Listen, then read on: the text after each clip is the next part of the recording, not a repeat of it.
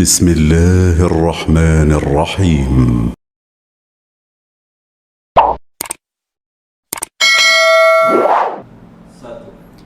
Bismillahirrahmanirrahim. Assalamualaikum warahmatullahi wabarakatuh.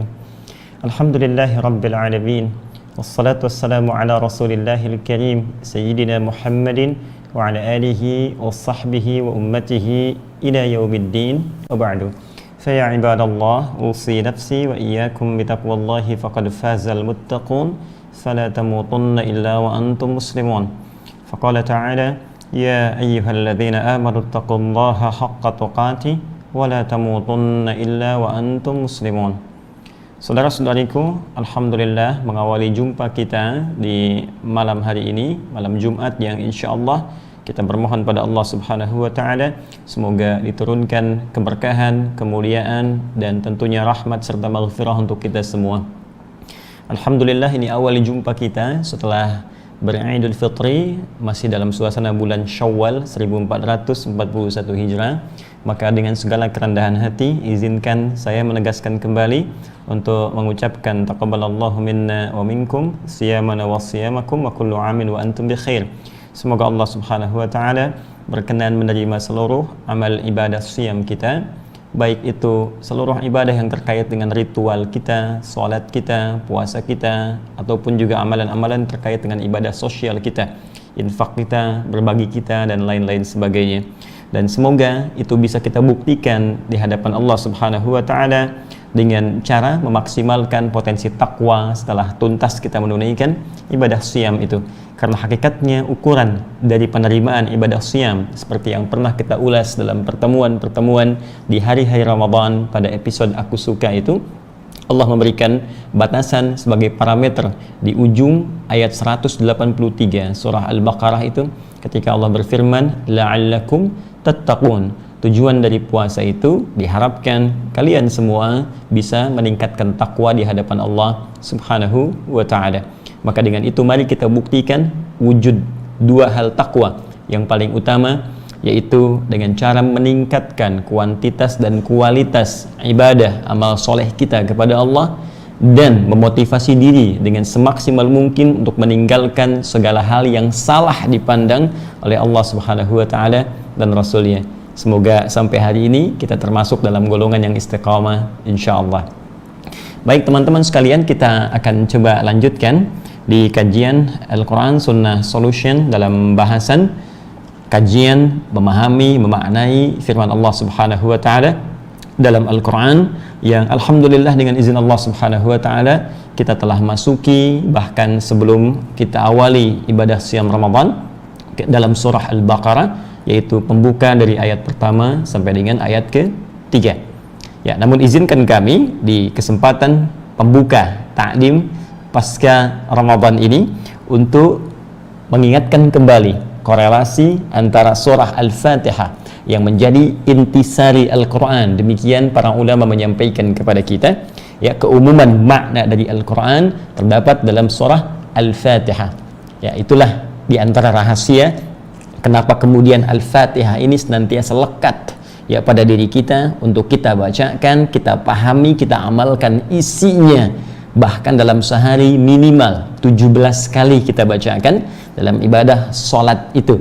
Ya, tentunya banyak pembacaan ini bukan sekedar kita bacakan secara formal di lisan, tapi untuk bisa menerapkan dan menyerap seluruh maknanya dalam jiwa kita serta mengamalkan isinya dalam kehidupan kita. Bukankah orang-orang yang berdinas dalam urusan dunia saja ketika berikrar, misalnya anak-anak sekolah ikrar, ya, pegawai negeri ikrar, beberapa perusahaan ikrar, bukankah tujuan ikrar itu untuk memantapkan visi kehidupan dalam pekerjaan yang ditunaikan, dalam aktivitas yang dilakukan? Bukankah ikrar itu untuk menumbuhkan kembali, ya, visi-visi dalam aktivitas yang kita jalani itu, baik di pekerjaan, baik dalam dunia pendidikan dan lain sebagainya, supaya tujuan-tujuan kita beraktivitas bisa terarah sesuai dengan ikrar itu. Nah, kita dalam sehari berikrar dalam ibadah yang kita tunaikan, yaitu sholat, dengan membacakan Al-Fatihah 17 kali dalam sehari selama hidup kita sampai kembali kepada Allah Subhanahu wa taala. Karena itu sangat rasional, ya, kalau kita bisa mengatakan bahwa jika 17 kali sehari kita bacakan itu, sesungguhnya dan seharusnya apa yang kita bacakan itu bisa meresap dalam jiwa kita, bukan sekedar lancar di lisan, tapi maknanya terimplementasikan dalam seluruh aktivitas yang telah kita tunaikan sesuai dengan pembahasan yang pernah kita uraikan dari awal surah Al-Fatihah sampai dengan akhirnya. Itu inti secara umum nilai Al-Quran, yang nanti rinciannya akan dirinci di surah-surah selanjutnya, dari surah kedua Al-Baqarah sampai surah ke-114 yaitu surah An-Nas. Ya, secara singkat, di bagian inti surah Al-Fatihah itu para ulama memberikan petunjuk, ya, dan juga memberikan garis yang sangat panjang di situ, bahwa di ayat kelima itu bagian ayat yang sangat penting, menjadikan komitmen kita dan identitas kita, untuk menunjukkan identitas kita di hadapan Allah Subhanahu wa Ta'ala. Siapa kita? Apa tujuan hidup kita? Bagaimana kemudian kita beraktivitas di dunia ini sampai kembali kepada Allah Subhanahu wa Ta'ala. Maka ditegaskan oleh Allah untuk sering kita ucapkan 17 kali dalam sehari, sehingga kita sadar siapa diri kita. Ya, maka kita katakan iyyaka na'budu wa iyyaka nasta'in. Baik, iyyaka na'budu, ya Allah, hanya kepadamu, hanya untukmu saja. Masih ingat teman-teman? Ya, bagi yang baru bergabung, Anda bisa buka kembali ya kajian dari awal surah Al-Fatihah pada pembahasan iyyaka na'budu. Kalau dalam bahasa standar, itu kalimatnya bahasa standar di luar Al-Quran, ya, bahasa Arab fasih tapi standar. Ini susunan kalimatnya, na'budu iyyaka, ya, kami menyembah untukmu. Tapi ketika iyyaka-nya dimajukan ke depan, maka maknanya secara balaghah itu berubah menjadi lebih tinggi, lebih dahsyat. Ya, maka disebut lil ikhtisas. Jadi ketika ditakdim, dimajukan kalimat iyyaka menjadi iyyaka na'budu. Ya, supaya mudah untuk bisa kita visualisasikan, saya coba berikan gambaran sederhana dulu. Ya, fokus bersama saya di sini. Jadi kalau kita mencoba untuk menurunkan ayat kelima di surah Al-Fatihah, kita tuliskan misalnya seperti ini, iyyaka, ya, iyyaka na'budu. Nah, ini kalimat standarnya dalam bahasa Arab biasa yang standar, ya. Jadi kalau saya katakan standar, ini baru memenuhi unsur nahwu sharaf. Tapi kalau saya sudah katakan yang lebih tinggi daripada itu, maka sudah masuk unsur balaghah di situ, dengan kajian ma'aninya, bayannya, badi'nya, dengan segala nilai sastra yang sangat tinggi yang terkandung di dalamnya. Kalau sudah disampaikan dalam Al-Quran, berarti bertambah dengan nilai hikmah. Hikmah itu lebih tinggi dibandingkan dengan turunan ilmu-ilmu yang di bawahnya. Baik, sampaikan ke sini, ini standarnya begini, na'budu iyyaka, na'budu iyyaka. Ya. Jadi kalau kalimatnya begini, kita katakan na'budu iyyaka di luar Al-Quran, maka penerjemahannya menjadi kami menyembah kepadamu. Ya, kami menyembah kepadamu. Namun kalimat ini membuka opsi bahwa bukan hanya engkau saja yang disembah, tapi juga mungkin ada yang lain selain engkau. Kalau kalimatnya demikian. Jadi kalau kita ini akhirkan iyyaka-nya di sini, kami menyembah kepadamu, maka kalimat ini dalam bahasa Arab masih memiliki kemungkinan makna ada yang lain selain engkau di sini yang disembah. Ah, ini mesti diketahui. Baik, ya? Saya katakan kalimat seperti ini misalnya, uhibbuk, ya, atau uhibbu iyyak, aku mencintaimu. Tapi selain engkau ada juga yang lainnya aku cintai, misal. Nah, ini kalimat standarnya ini. Tapi kalau kita katakan dengan memajukan kalimat iya-nya ke depan, ya, iyyaka na'budu, seperti ini di firman Allah yang disampaikan, maka bentuk ini berubah di ilmu balaghah disebut dengan ikhtisas, takdim namanya, mendahulukan ini, maka maknanya berubah menjadi ikhtisas, ya, ikhtisas. Ikhtassa, yakhtassu. ikhtisasan, menjadikan sesuatu khusus untuk ini saja, nggak ada yang lain. Ya, kalau suami mengatakan pada istrinya, ya kiyuhib, hanya kamu yang aku cintai, yang lain nggak ada selain engkau. Baik ya? Nah, dalam konteks surah Al-Fatihah, ketika kita mengatakan iyyaka na'budu, iyaka-nya kita dahulukan, maka seakan kita berikrar hanya engkau ya Allah yang kami sembah. Hanya engkau, nggak ada yang lain. Baik, hanya engkau, hanya Allah, nggak ada yang lain. Jelas? Maka ketika kalimat ini memiliki formula demikian, ini dimajukan iyyaka, maka ini menunjukkan kekhususan. Ya, dalam konteks ibadah kita hanya kepada Allah Subhanahu wa taala saja, tidak kepada yang lainnya. Maka jadi persoalan kalau ada seseorang menuhankan selain Allah, menuhankan harta benda sehingga lupa dengan kewajibannya beribadah kepada Allah. Ya, menuhankan kedudukan, menuhankan ilmu, menuhankan kehebatan, kemampuan yang sementara, maka itu jadi persoalan dalam kehidupan kita. Hanya yang ingin saya sampaikan, ayat ini menjadi identitas utama dalam visi dan misi kehidupan kita di dunia ini sampai kembali kepada Allah Subhanahu wa taala. Ketika kita mengatakan iyyaka na'budu, hanya kepadamu ya Allah kami menyembah. Jadi yang menyembah itu kita. Saya Adi Hidayat, Anda, kita semua. Dan kita berikrar dengan kalimat ini bahwa kita hamba. Ingat itu? Ya? Baik, tolong ingat baik-baik. Kita berikrar dengan kalimat ini bahwa kita itu hamba. Ya?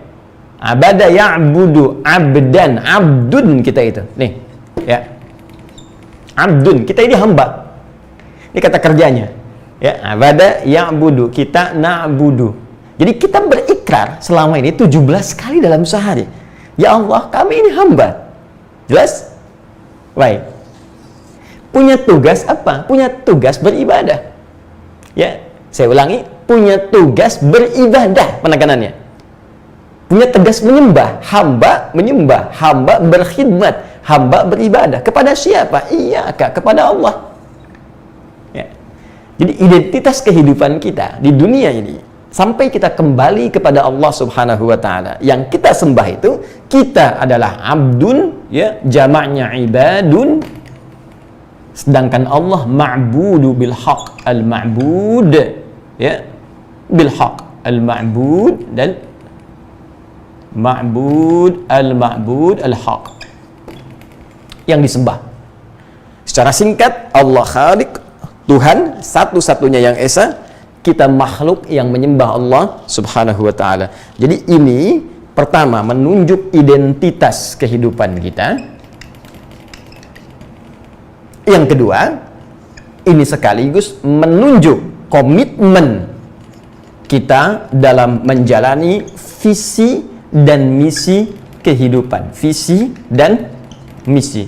Dua hal ini yang seringkali disinggung oleh Al-Quran, bahkan disebutkan baik identitas ataupun diingatkan tentang visi dan misi kehidupan kita. Masih ingat teman-teman, bukankah di Al-Quran sering kita dipanggil dengan kalimat abdun atau hambanya menggunakan ibad? Saya beri contoh misalnya, ya, Rasulullah SAW saja ketika diundang oleh Allah, diperintahkan menunaikan Isra dan Mi'raj itu, lantas menerima kemudian perintah menunaikan ibadah salat yang sangat agung itu, yang kita tunaikan bahkan sampai dengan saat ini, yang tak putus kecuali kita kembali kepada Allah Subhanahu wa taala. Bukankah kalimatnya menggunakan kata abdun? Buka Quran surah ke-17 itu, ayat yang pertama. Ya, subhanalladzi asra bi 'abdihi lailam minal masjidil haram ilal masjidil aqsa. Abdun. Baik. Dan banyak Nabi disebut dengan kalimat abdul. Ni'mal abdu innahu awwab. Ni'mal abdu, ni'mal abdu. Nabi Ayub disebut dengan abdun. Demikian pula dengan nabi-nabi yang lainnya. Jadi saya ingin katakan, selevel nabi yang jelas surganya saja, ya, Nabi Muhammad, nabi yang sering saya katakan nabi paling mulia. Semua rasul diambil perjanjian untuk mensupport beliau, beriman kepada beliau. Satu surah turun menjamin surga sebelum wafatnya.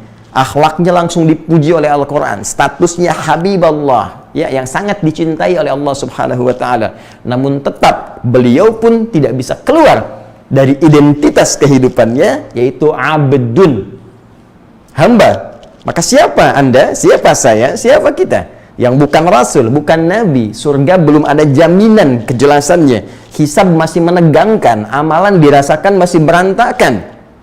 Lantas kita, mohon maaf, ya, mohon maaf sekali lagi, tidak merasa sebagai seorang hamba, sehingga lupa dengan Tuhan kita yang paling hak, lupa ya dengan pencipta kita. Ini poinnya. Ya, karena itulah bahkan ketika Ramadan pun, ya, ini diingatkan lagi dan memanggil bentuk dengan bentuk yang jama'. Ini tunggal, ini jama', ibad. Bukankah di antara satu dari rangkaian paket ayat puasa di Al-Baqarah 186 itu kalimat ibad muncul?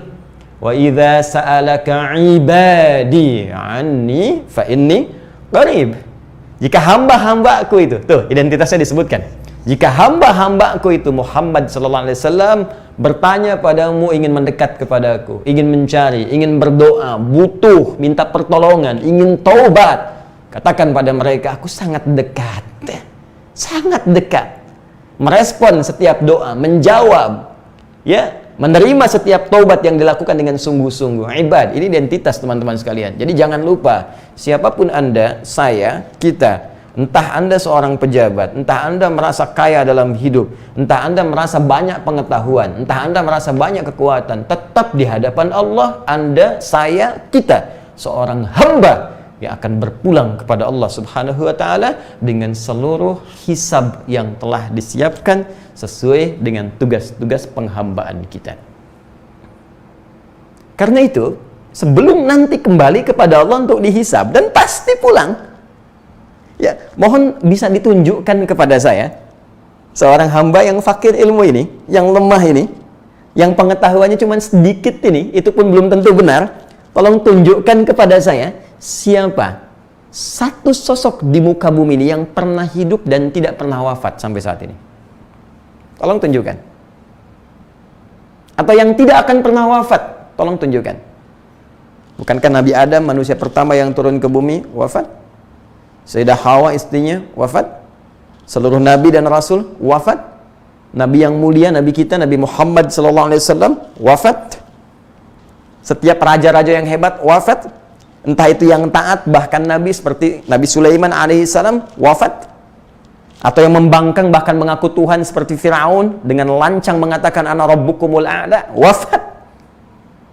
Maka jika kita telah belajar dari pendidikan di masa lalu, makanya fi'il madhi itu masa lalu, ya, itu harakatnya itu fathah. Fathah itu dari kata fataha, terbuka. Jadi masa lalu itu, ya, itu dibuka kepada kita di masa kini untuk diambil pelajarannya. Kalau baik teruskan, kalau buruk tinggalkan. Tapi sekian masa pendidikan di masa lalu itu selalu memberikan peringatan kepada kita bahwa satu di antara peringatan itu, kita akan pulang, kita akan dihisab. Jadi jangan sampai salah visi hidup ini, jangan sampai salah misi. Karena sehebat apapun saat status itu disandang di dunia ini, kita akan tinggalkan. Makanya ketika orang meninggal, ya, wafat, dikatakan meninggal dunia. Di semua yang lekat pada dunianya ditinggalkan, rumah ditinggalkan, kedudukan ditinggalkan, ya, maaf sekali, harta benda ditinggalkan, nggak ada yang dibawa. Apa yang dibawa ketika pulang menghadap Allah Subhanahu wa taala? Hanya ini, visi dan misi hidup. Apa visinya? Masih dari akar kata ini. Identitasnya abdun, jamaknya ibadun, komitmen visi misi hidupnya na'budu abada ya'budu ibadah. Ibadah. Ya. Karena itu sering ini diingatkan oleh Allah Subhanahu wa taala untuk memberikan, ya, penajaman kembali, pengingat kembali arah kehidupan kita supaya benar. Ya, bukankah sering kita dapatkan saat mengkaji Al-Qur'an itu ketika Allah berfirman, saya beri contoh di Quran surah ke-51 misalnya, Adz-Dzariyat ayat 56. Bahkan ini langsung dilekatkan dengan tujuan penciptaan. Tegas sekali kalimatnya. Ya. Wa ma khalaqtul jinna wal insa illa liya'budun. Ma'nya nafi. Ya, pakai illa maka ujungnya isbat. Ya, ingat, kalau ada la atau ma, kan? Ini disebut nafi, menafikan sesuatu. Kalau setelah ini ada illa, ini disebut isbat, menetapkan sesuatu. Jadi hanya yang ini saja, mengartikannya ditolak semua, hanya yang ini saja yang terletak setelah illa. Contoh, yang pakai la, syahadat, asyhadu an la ilaha. Ya. Aku bersaksi la ilaha, nggak ada Tuhan, menolak semua Tuhan, nggak ada Tuhan. Kalau sampai sini ateis, nggak ada Tuhan, nggak mengakui Tuhan, nggak ada Tuhan. Ya. Ya, kalau bahasa Quran ini sebetulnya ateis itu nggak konsisten karena dia menjadikan nafsunya sebagai Tuhan juga. Baik, kembali ke sini secara bahasa. La ilaha, menolak Tuhan sama sekali. Kalau ada illa setelahnya, illa kecuali Allah, illallah, kecuali isbat, menetapkan yang ini saja. Jadi cara memahaminya, tolak yang lain, tetapkan yang ini. Jadi ketika kita mengatakan asyhadu alla ilaha illallah, maka yang Tuhan hanya Allah saja, yang lain tidak dianggap Tuhan. Jelas? Ini komitmen dari keimanan. Paham sampai sini? Nah, maka sering saya katakan ateis itu setengah muslim sebetulnya, baru setengah syahadat. Dia baru nyampe la ilaha, tinggal illallahnya saja. Baik. Ma, ya, kemudian menggunakan ila misalnya. Contohnya apa? Kembali ke sini, Quran surah 51 ayat 56. Wa ma khalaqtul jinna wal insa. Kata Allah, dan tidaklah aku ciptakan jin dan manusia. Kalau sampai situ kalimatnya nggak pakai illa, maka nggak ada jin, nggak ada manusia. Jelas. Nggak ada jin dan nggak ada manusia. Dan sifatnya personal. Ins itu kan sifatnya personal, tunggal. Ya, jamaknya disebut apa? Nas. Ins, ya, kaitan dengan penciptaan. Insan kaitan dengan aktivitas.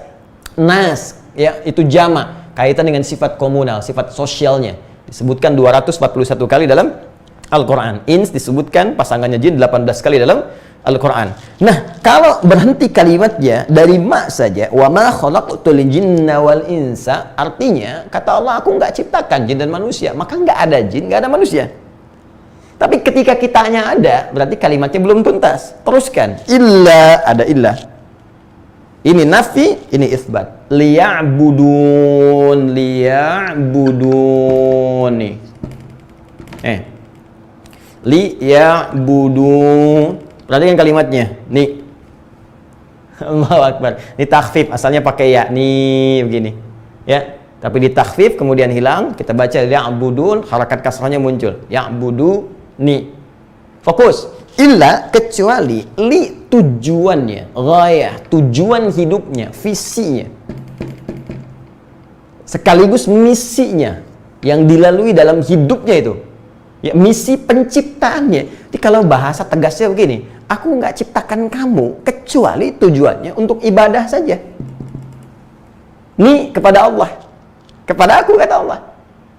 Ya, jadi kalau ada orang hidup berjalan di muka bumi, beraktivitas, dan orientasi hidupnya bukan untuk ibadah, seakan-akan dia kehilangan visi kehidupannya. Jadi kalau dianggap dengan bahasa yang paling tegas, dianggap nggak hidup tuh sama Allah. Ya. Karena ketika dia hidup itu, ya, tujuannya sederhana. Kata Allah, aku ciptakan engkau manusia untuk ibadah. Jin biarkan dengan alamnya. Ya, kita sekarang dalam pembahasan konteks kemanusiaan kita. Kata Allah, identitas kamu sebagai hamba, komitmen kamu, visi dan misi hidupnya untuk ibadah. Aku ciptakan engkau untuk ibadah. Kenapa banyak mainnya? Jelas. Dari sini bahkan kita minta kepada Allah supaya ditolong. Ya Allah, saya takut salah dalam menjalani kehidupan. Takut kalau kerja nggak jadi ibadah. Takut kalau makan nggak jadi ibadah. Ya Allah, takut kalau kalau belajar nggak jadi ibadah. Ya, takut kalau dapat amanah apapun nggak jadi ibadah. Jadi ayah tidak bisa merawat keluarga sebagai ibadah. Jadi ibu nggak bisa mendidik anak sebagai ibadah. Jadi anak nggak berbakti pada orang tua sebagai ibadah. Dan saya tanya kepada kita semua, saya, Anda, kita semua, sampai dengan detik ini, berapa persen dari sisa kehidupan kita yang telah disiapkan untuk ibadah? Pertanyaan terbalik, berapa persen dari semua jatah hidup yang diberikan sampai malam ini yang telah jadi ibadah? Anda yang 40 tahun, 50 tahun, dari sekian tahun itu, berapa persen jadi ibadah? Makanya kalimat ini diajarkan oleh Allah untuk disempurnakan. Jangan-jangan kita salah selama ini. Kita ingin tutup yang dulu-dulu, supaya oleh Allah diarahkan pada jalan yang lebih baik sehingga kembali kepada visi misi kehidupan kita. Maka disempurnakan kalimatnya, iyyaka na'budu wa iyyaka nasta'in. Ya Allah, hanya Engkau, hanya kepadamu ya Allah kami menyembah. Hanya Engkau Tuhan kami, hanya Engkau Tuhan kami, hanya Engkau Allah yang hak. Kami menyembahmu. Dan hanya kepadamu ya Allah kami mohon pertolongan, mohon tunjukkan kepada kami, bantu kami bagaimana caranya ya Allah kami bisa ibadah, bagaimana caranya kami mengatasi kesulitan dalam kehidupan supaya semua punya nilai di hadapanmu ya. Nah karena itu setelah kalimat ini Allah berikan berita gembira kepada kita di ayat yang ke-6 ya, diberikan jalan ya bagaimana supaya kita ditolong oleh Allah. Allah berikan jalan kepada kita dari ayat ke-6 di Al-Fatihah itu, ihdinas siratal mustaqim. Kamu minta pertolongan? Kamu minta petunjuk? Kamu minta pedoman? Ya, nih diajarkan oleh Allah. Ihdinas siratal mustaqim.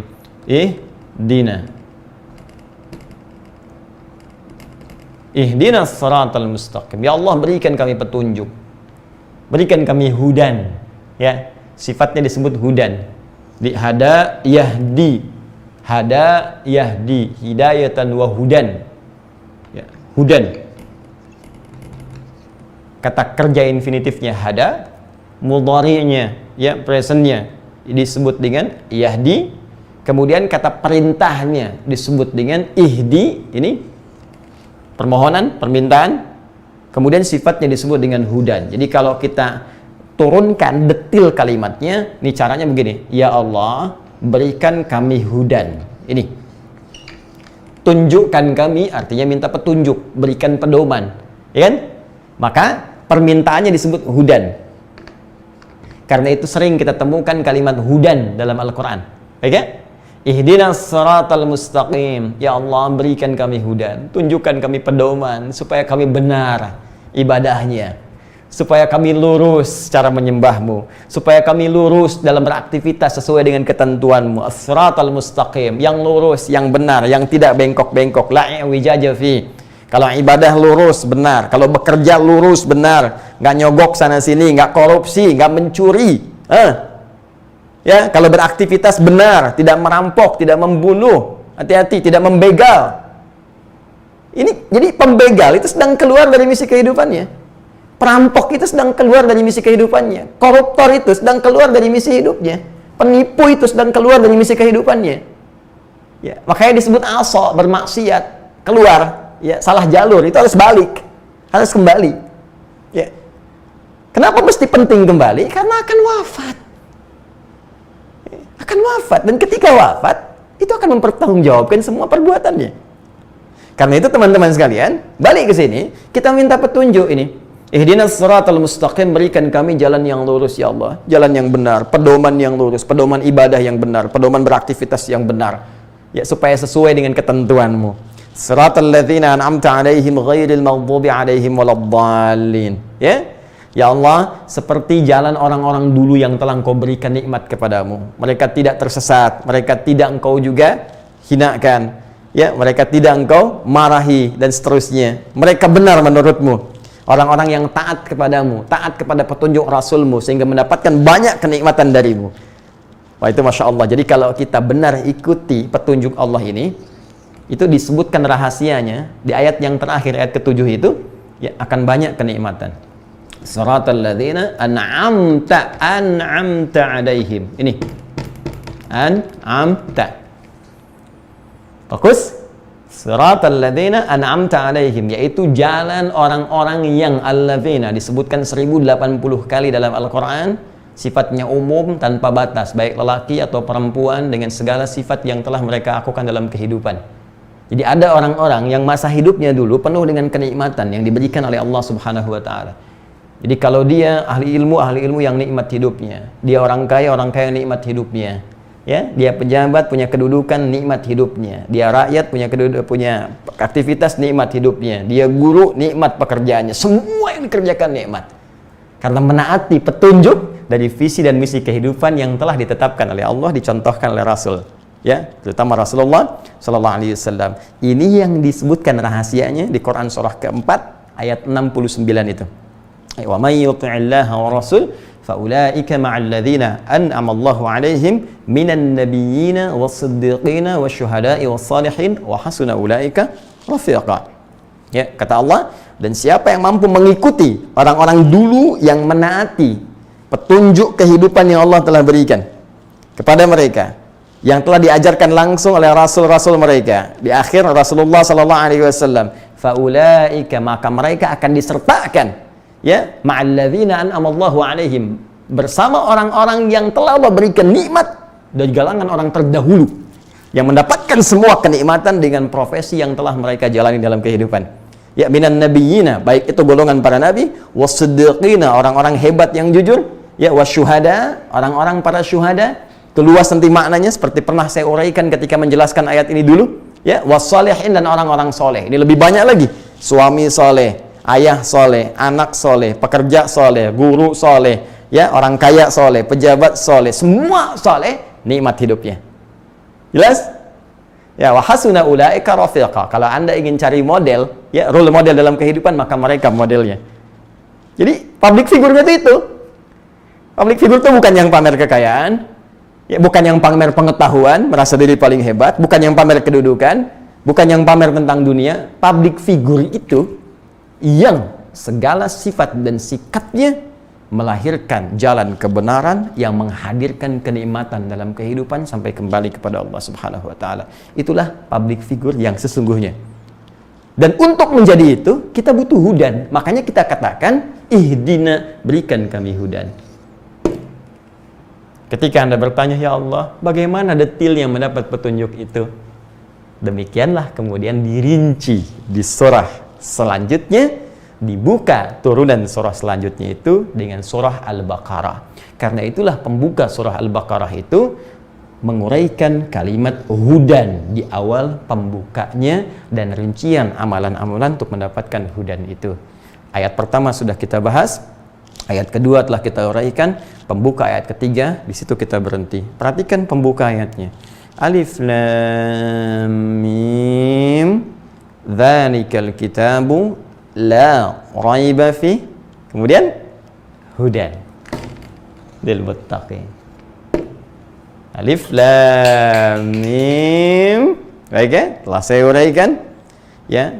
Allah turunkan firman-Nya yang sangat mulia ini, ya, dengan segala rangkaian huruf yang biasa engkau pergunakan, hai orang-orang Arab yang maku paling fasih dalam kehidupan, ya, baik itu dari alifnya, ya, kemudian lamnya, mimnya, dari semua tempat makhraj yang keluar di lisanmu itu.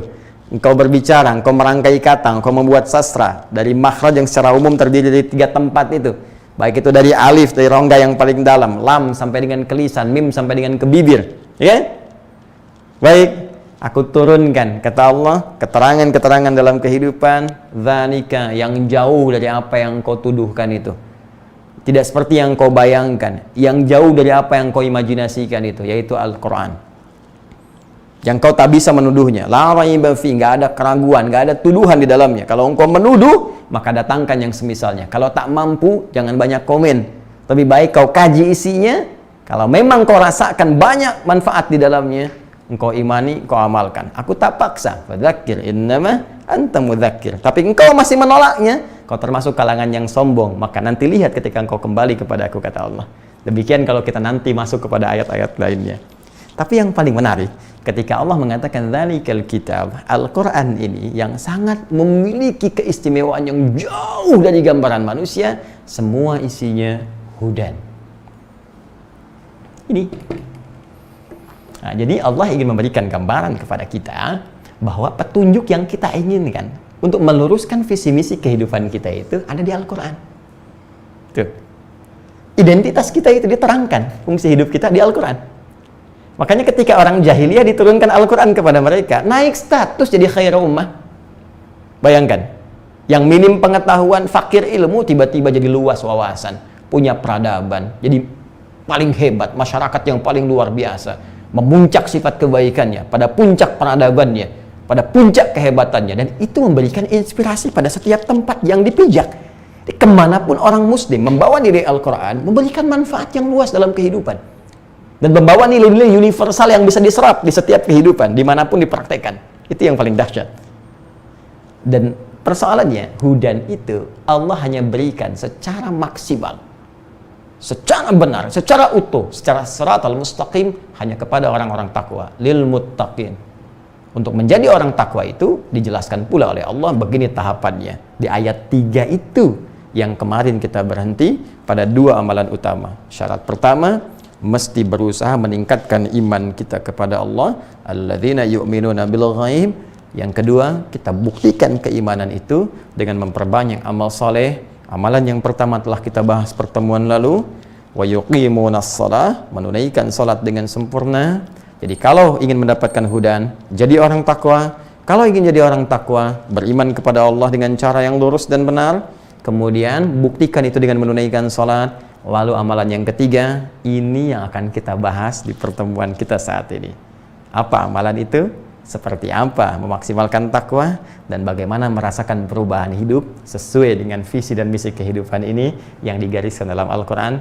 Pada amalan yang ketiga kita bahas setelah menunaikan salat Isya berjamaah. Kita jeda sebentar, dengarkan azan, tunaikan salat, nanti kita lanjutkan. Subhanakallahumma wa bihamdika asyhadu an la ilaha illa anta astaghfiruka wa atubu ilaik. Assalamualaikum warahmatullahi wabarakatuh. Warahmatullahi wabarakatuh.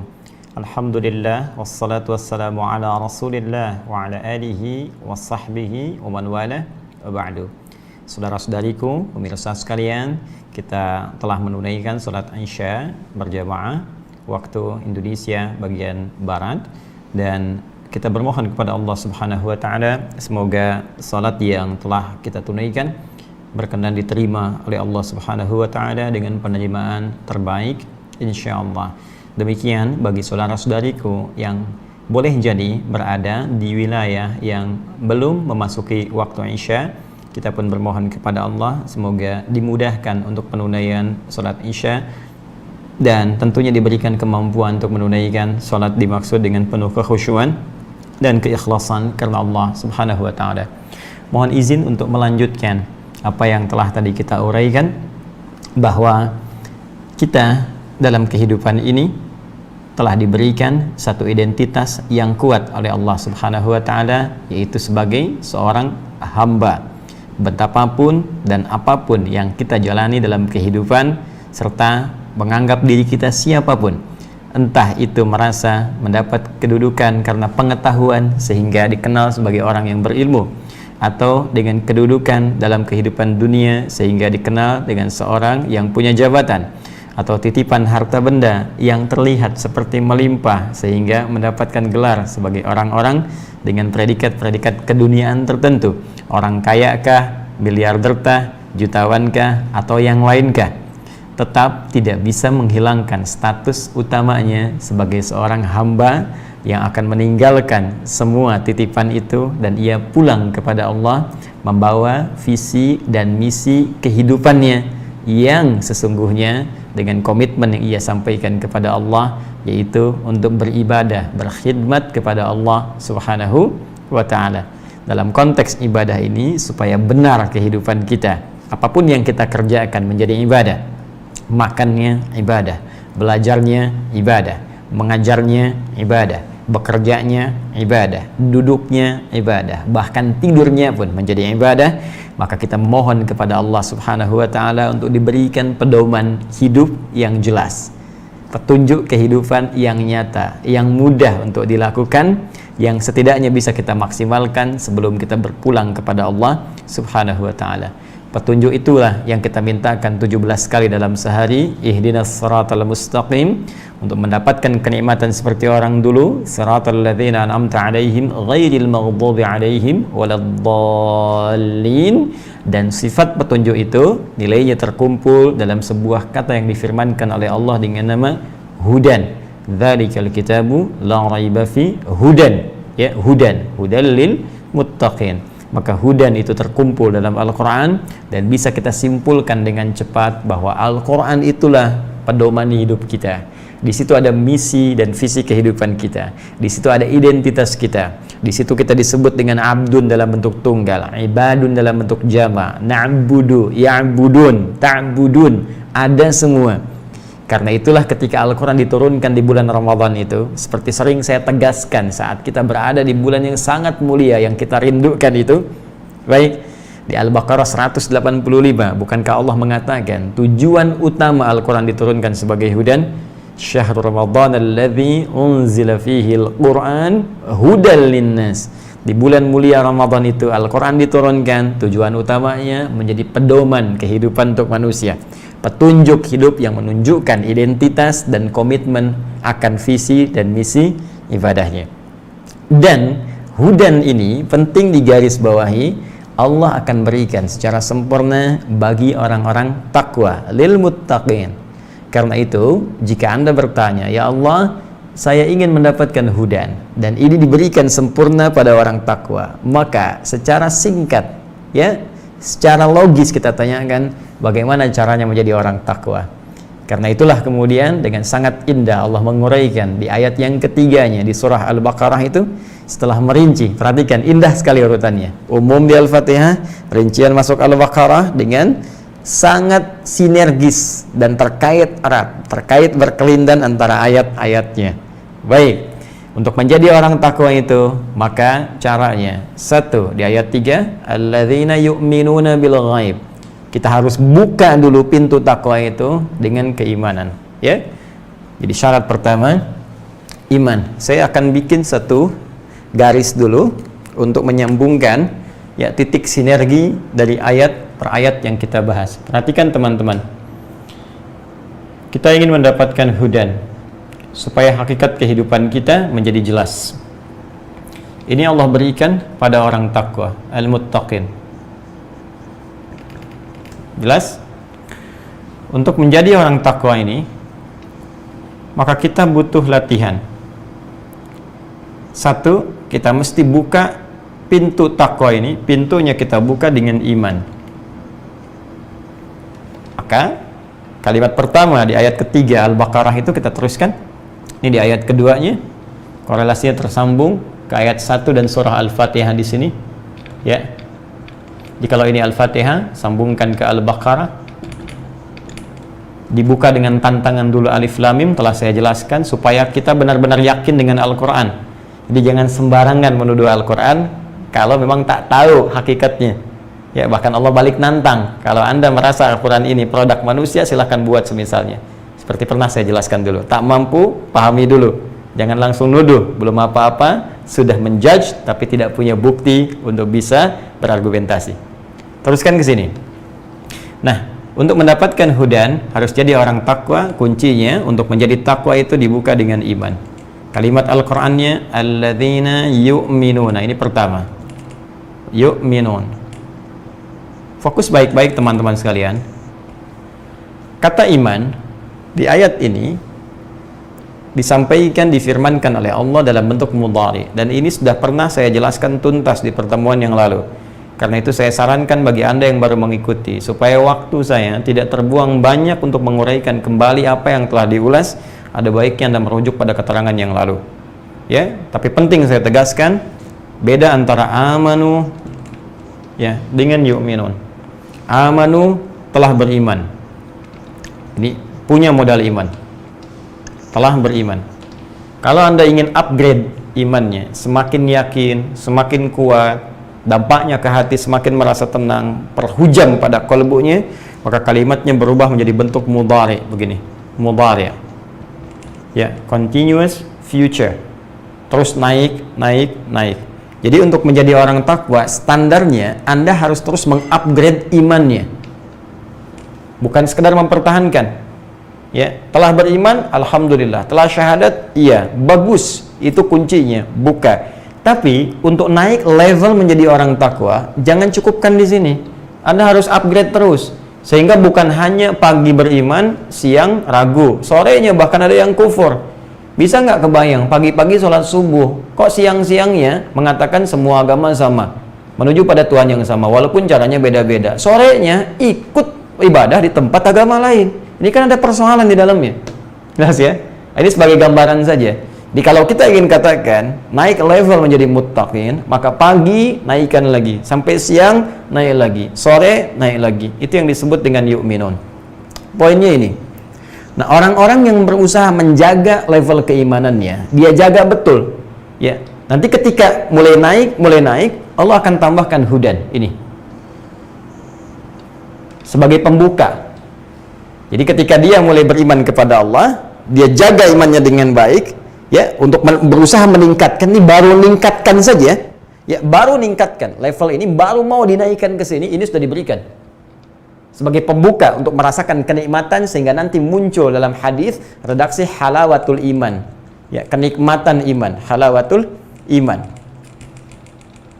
Bagaimana mendapatkan ini? Dapat dulu ini hudan. Jadi pertahankan ini, terus kita coba tingkatkan untuk mendekat kepada Allah, nanti hudan datang. Apa buktinya, Ustaz? Ya, bukan.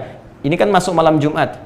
Di antara sunnah, ya, amalan di hari Jumat itu, baik di malamnya ataupun nanti besoknya, ya, karena dari sudah maghrib masuk kepada hari baru, itu ada di antara amalannya membaca surat Al-Kahf, kan? Ya, baca surat Al-Kahf, kemudian banyak bersalawat, banyak bersedekah, kemuliaan Jumat di antaranya. Selain tentunya yang fardu, salat Jumat. Nah, sekarang fokus baik-baik. Saat Anda membaca Al-Kahf itu, Quran surah ke-18. Kemudian Anda coba baca di ayat ke-13. Ya, di paling kiri, di pertengahan agak ke bawah sedikit. Ya, di mushaf standar, mohon izin, ya, mengingatkan kalau sulit Anda mau lihat halaman, di halaman 294. Ya, dicari dari baris ke-10 sampai baris ke-11. Ya. Ini ayatnya, ayat ke-13. Ya, saya mohon izin, ya, tidak bermaksud apapun, hanya ingin memberikan jalan kemudahan saja. Sekarang perhatikan baik-baik. Allah sampaikan, nahnu naqussu 'alaika naba'ahum bil haqq. Kata Allah, dengan segala keagunganku. Ingat, nahnu itu akar dari kata inna. Ya, na-nya asal dari nahnu. Ta'zimun nafsi, ta'zimus sya'ni. Masih ingat pelajaran kita di Aku Suka saat Ramadan? Ta'zimun nafsi menunjukkan keagungan Allah, ta'zimus sya'ni menunjukkan kehebatan, keagungan, kebesaran informasi yang akan disampaikan. Ya, seakan Allah ingin mengatakan, demi keagunganku, demi kehebatanku, aku sampaikan informasi yang sangat berharga. Informasi yang sangat bernilai, yang sangat dahsyat, sangat hebat. Nahnu naqussu 'alaika naba'ahum bil haqq. Kami kisahkan kisah para pemuda yang hebat itu, kan? Dengan sesungguhnya. Siapa para pemuda itu? Innahum fityatun amanu bi rabbihim. Nih, kalimatnya menggunakan ini. Ya, innahum fityatun, sungguh mereka itu fityatun, anak-anak muda. Teman-teman milenial, ya. Ada ayat milenial dalam Al-Quran yang menunjuk para pemuda. Ingat, ini kita ini, ya, generasi yang akan menggantikan orang-orang di masa kini, di masa depannya. Ayat ini berbicara tentang Anda. Duhai teman-teman sekalian, ada orang-orang milenial hebat, kata Allah, di masa lalu. Dan kehebatan milenial itu diukur bukan sekedar dari kehebatan instingnya, intelijensianya, kehebatan intelektualnya, kehebatan semangatnya. Bukan itu patokan utamanya. Innahum amanu, imannya yang pertama. Jadi kalau Anda ingin dikatakan seorang pemuda yang hebat, generasi milenial yang hebat, maka syarat pertama kehebatan dalam pandangan Allah itu iman. Awas, jaga iman. Kalau cuma sekedar jadi orang-orang yang intelektual, ya, punya daya dobrak yang tinggi, inovasi yang hebat, bikin aplikasi, bikin ini, bikin itu biasa. Jangankan Anda yang belum beriman pun mampu. Itu terbuka kompetisinya. Jangankan di Indonesia, di Amerika banyak, di Cina banyak, di Eropa banyak, melimpah. Tapi perlombaan menjadi baik, hebat dalam pandangan Allah itu spesial. Sang Khalik lah. Anda disebut hebat di Indonesia, belum tentu dikenal di Amerika. Orang Cina pun mimpi belum pernah ketemu kita. Orang Eropa belum tentu pernah lihat kita. Ya kan? Tapi kalau Anda disebut hebat oleh Allah, maka langit dan bumi mengatakan Anda yang terbaik. Maka syarat pertama, generasi pemuda hebat, itu kata Allah, amanu bi rabbihim, iman dulu. Nah, kenapa mereka disebut hebat? Ini dahsyat. Saking ingin mengupgrade imannya, mempertahankan imannya, mereka menghadapi intimidasi yang sangat luar biasa. Dikejar-kejar, sampai masuk gua. Ancamannya bukan hanya sebatas intimidasi, bisa eksekusi. Bukan cuma persekusi, bisa dieksekusi. Ya, mereka untuk mempertahankan iman, supaya di-upgrade imannya, itu sampai masuk ke gua. Saking inginnya dekat dengan Allah Subhanahu wa ta'ala, saking ingin mempertahankan visi kehidupannya. Maka Allah katakan innahum, pakai inna, ya, harfu nasbin wa taukidin, tansibul isma wa tarfaul khabar, mabniun alal fathi la mahalla lahu minal i'rab. huruf nasab yang mengangkat rafa ism, orang yang akan diangkatnya. Ini diangkat oleh Allah nih. Ini contoh nih, saya angkat nih. Kenang kisahnya. Sampai kini masih diingat kisahnya. Ya. Wa taukidin, Allah kuatkan. Saya tegaskan, ini orang-orang hebat contoh mereka. Ya. Tansibul isma wa tarfa'ul khabar. Dinasabkan. Nasabkan isimnya jadi dibuka. Ya, saya kembalikan tadi. Perhatikan baik-baik. Tansibul isma, dinasabkan isimnya, dibuka, tancapkan dengan kuat. Seakan-akan ingin mengatakan ini orang-orang bisa menancapkan dirinya, keimanannya pada dirinya dengan kuat. Ya, wa tarfa'ul khabar, diangkat beritanya sampai sekarang ya terekam, sampai sekarang dikenang. Ya, mabniun alal fathi, mabni ditetapkan, fathah dibuka untuk kita. Ini kalau ngaji bahasa dengan dalam ya. Kalau ngaji cuma standar di nahwu, sharaf mungkin nggak sampai ke situ. Tapi kalau kita bawa ke ilmu bahasa, itu kita dapatkan, itu banyak makna. Banyak makna, harakat itu ada maknanya. Mabniun alal fathi, dibuka. Jadi contoh buat kita, la mahala lahum lil i'rab. Tidak ada tempat untuk mengalami perubahan, enggak goyah dia. I'rab itu kan berubah, enggak goyah. Ini luar biasa. Nah, yang menarik apa? Belum selesai ayatnya. Wazidnahum huda. Ketika mereka mampu mengupgrade imannya, mau naik ke level yang ini sehingga merasakan kenikmatan iman, apa yang terjadi? Kami tambahkan hudan. Tuh. Jadi syarat pertama untuk menjadi orang takwa, itu beriman, upgrade iman kita, maka hudan akan turun. Hudal lil muttaqin. Ketika para pemuda tadi bisa mengangkat upgrade imannya, maka hudan turun. Apa yang terjadi ketika hudan turun? Nikmat kan? Ya, suratal ladzina an'amta alaihim. Kembali ke An-Nisa 69. Ulaika ma'al ladzina an'amallahu alaihim. Maka dapat nikmat dari Allah. Apa nikmatnya? Allahu Akbar, tinggal tidur 309 tahun. Ya. Di gua lagi ya, Anda tinggal di tempat sempit, ngontrak masih mengeluh. Sederhana, mereka di gua, kasur nggak ada, tempatnya keras, sinar terbatas. Tapi kalau sudah mendapatkan hudan, ya nikmat saja. Ya, matahari putar kanan putar kiri, cahaya dicukup, nikmat. Bayangkan 309 tahun tidur enak banget. Begitu bangun kayaknya baru kemarin tidur. Coba lihat ya, Masya Allah. Ada orang tinggal rumah mewah, tempat tidurnya luar biasa. Setiap 9 menit bangun. Apa kenikmatannya? Huh? Anda boleh kaya, tapi belum tentu bahagia. Ya. Anda boleh hebat, ya, tapi belum tentu mendapatkan nilai-nilai kemuliaan seperti yang digariskan ini. Jadi ini syahidnya, ini contohnya. Nanti kalau sudah ini datang, upgrade dari amanuna yu'minun, muncullah halawatul iman. Maka kalau sudah begini, sudah. Ya, passion apapun nikmat saja. Apapun tinggal pilih, mau dengan tenaga, mau dengan harta, mau dengan ilmu, mau dengan kedudukan, bebas, semuanya nikmat. Ya, Bilal itu cuma dengan tenaga, Abu Bakar dengan harta bendanya, Ali bin Abi Thalib dengan ilmunya, Amr bin As dengan kedudukannya, semua punya passion masing-masing. Bilal kalau mau jualan, mau dagang, bisa kaya, sahabat Nabi banyak dikenang, bisa dimuliakan, tawaran banyak sepeninggal Nabi. Tapi kalau memilih jadi muadzin dengan tenaga saja cukup. Kenapa? Karena levelnya sudah kesini, sudah nikmat. Allahu Akbar, Allahu Akbar. Begitu azan, Nabi mengatakan, aku mendengar suara terumpahmu di surga.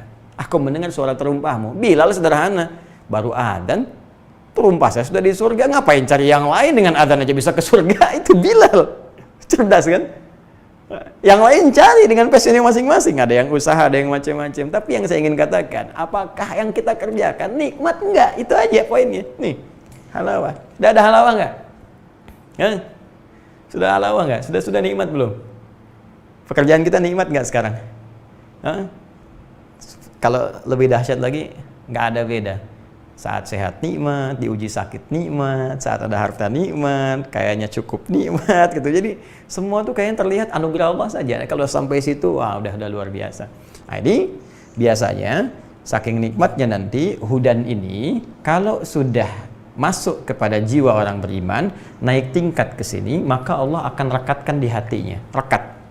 Jadi hudan itu rekat di hati. Kan iman itu saya pernah sampaikan amalan hati kan? Ada rekat. Rekat itu diikat robato namanya. Robato yarbatu. Robit itu ikatan. Ya. Diikat begini. Di jiwanya. Kalau sudah ikat kan nggak lepas. Yang celaka kan yang belum diikat kan? Ya kan? Yang belum diikat nih. Tadi itu kadang naik turun, kadang ragu, ya, kadang sholat fardu, kadang terlambat, kadang ada yang tinggalkan. Itu masih naik turun. Iman naik, kadang turun, kadang lepas, kadang datang. Tapi kalau diikat, kemana aja ikut. Kalau sudah ikut, jadi pedoman dalam kehidupan. Ini yang hebat. Makanya di ayat selanjutnya, ayat ke-14-nya, warabatna ala qulubihim. Dan kami ikatkan itu dalam jiwa-jiwa mereka. Ini bukti bahwa iman itu amalan hati. Kalau sudah benar imannya di hatinya, maka Allah berikan cahaya pada jiwanya. Dan diikat cahaya ini dalam jiwanya. Sehingga kalau sudah diikat, hudan, petunjuk ini menjadi sinar kepada seluruh tubuhnya. Karena itulah ketika dia menjadi sinar, maka semua aktivitasnya dibimbing oleh iman tadi yang sudah dapat cahaya, sudah dapat hudan ini. Maka itu sering kita dapati dalam Al-Quran, aktivitas kehidupan, perilaku kita orang beriman sering dibuka dengan kalimat-kalimat iman. Gak percaya? Silakan. Lisan, Quran surah 49, ayat 11, ayat 12, ya ayyuhalladzina amanu, iman dulu, la yasra qaumin qaum. Hai orang-orang beriman, iman. Kalau sudah ada cahaya dalam imannya, maka lisannya akan berkata yang baik, dia tidak akan mencela. Ayo coba, sudah berapa banyak mencela? Jadi ustaz mencela, jadi jamaah mencela, bikin hoax, saling tuduh, saling cela, berusaha mencela, jadi pengusaha mencela, jadi pejabat mencela, rakyat mencela. Ayo hati-hati, katanya beriman. Mana imannya?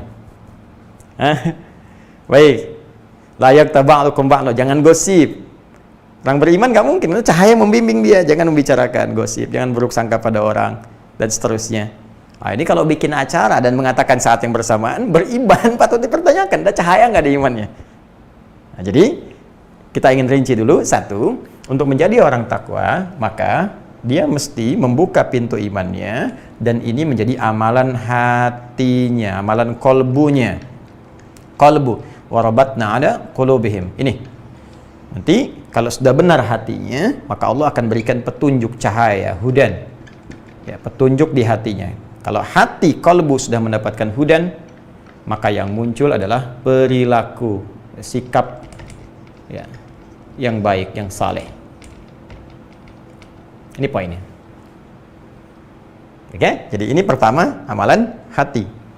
Nah, sekarang Anda bertanya, Ustaz, bagaimana melatih amalan kolbu ini, amalan hati ini, supaya bertransformasi ini menjadi sikap, jadi perilaku. Jadi dari sifat menjadi sikap. Jujur itu sifat. Bagaimana mengimplementasikan, mentransformasikan sifat menjadi sikap. Sehingga kalau disogok, kita bisa nolak. Ya kan? Sabar itu sifat. Bagaimana mengimplementasikan sifat menjadi sikap. Sehingga ketika diprovokasi, kita bisa menghindar dan memberi solusi dengan cara yang baik. Baik. Ya kan? Dermawan itu sifat. Bagaimana mentransformasikan sifat dermawan ini sehingga ketika ada kasus tertentu yang membutuhkan sinyal-sinyal pemberian dari kita, maka mudah kemudian itu untuk diberikan. Itu sikap namanya. Maka kita perlu latihan untuk bisa mentransformasikan amalan sifat menjadi sikap. Karena sudah masuk ke sikap terkait dengan perilaku, maka kita butuh amalan jawarih, amalan anggota tubuh. Bukan sekedar yang di hati, mesti dikeluarkan dalam bentuk aktivitas-aktivitas anggota tubuh kita. Maka kalau sudah ini tangan mesti dilatih, kaki mesti dilatih, kepala mesti dilatih, kan jadi sikap. Sikap itu kan dari ekspresi tubuh kita, gestur kita. Mata bersikap, kedip dengan melotot itu beda. Ya, lisan bersikap, bicara, baik dengan buruk itu beda. Telinga bersikap, mendengar yang baik dengan buruk itu beda. Ya kan? Tangan bersikap, kaki bersikap. Jadi butuh amalan yang melatih tubuh kita dari ujung kepala sampai ujung kaki. Sehingga nanti iman yang di hati sifatnya bisa ditransformasikan dalam sikap seluruh anggota tubuh kita. Maka kita bertanya kepada Allah langsung, ya Allah amalannya apa? Supaya benar. Maka teruskan ayatnya, wa yuqimunas shalah. Maka dilatihlah kita dengan amalan kedua, amalan fisik. Terkait dengan sikap tadi. Yaitu amalannya sholat. Nah. Jelas? Apa amalannya? Sholat. Karena itulah ketika seseorang benar sholatnya, ya, perhatikan baik-baik. Bukankah dalam sholat dia meminta hudan? Coba masih ingat 17 kali? Ihdinas siratal mustaqim. Langsung minta. Tuh syahidnya, ihdina. Kami minta hudan ya Allah, kami minta hudan, kami minta hudan. Ya, makanya ketika ruku kita minta supaya benar, ketika sujud kita minta supaya kepala ini benar, taat kepada perintah Allah, tunduk. Ya, tangan supaya benar. Kan bergerak semua. Lisan bicara, mata menatap ke kiblat, ke arah tempat sholat kita, tangan mengangkat, kepala kemudian dijatuhkan di tempat sujud. Ya, sampai punggung kemudian rukuk, tegakkan saat ini tidak, duduk, semua bekerja. Sampai jari dari tahiyat, dari ngangkat tahiyat, semua. Untuk apa? Ihdina. Supaya kita dapat petunjuk, bersikap yang baik. Karena itulah orang-orang yang sholatnya benar, ketika mendapat petunjuk, maka terjadi perubahan sikap pada dirinya. Ada transformasi sikapnya kepada wujud taat. Bahkan dari salah kepada soleh, dari maksiat kepada taat. Dari mana itu ditemukan? Buka Quran surah ke-29. Ya, Quran surah 29 ayat 45. Utslu ma uhya ilaika minal kitab. Baca dengan baik, pahami apa yang diwahyukan kepada Muhammad SAW minal kitab, di Al-Quran. Peringatkan baik-baik. Kalimat Allah sangat indah sekali, minal kitab.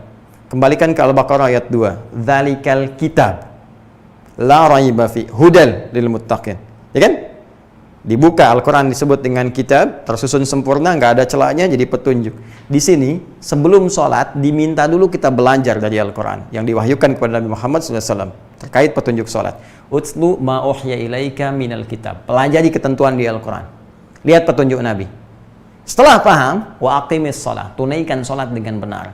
Apa manfaatnya? Apa yang terjadi ketika sholatnya benar? Ketika kita minta petunjuk dalam sholat, apa yang terjadi?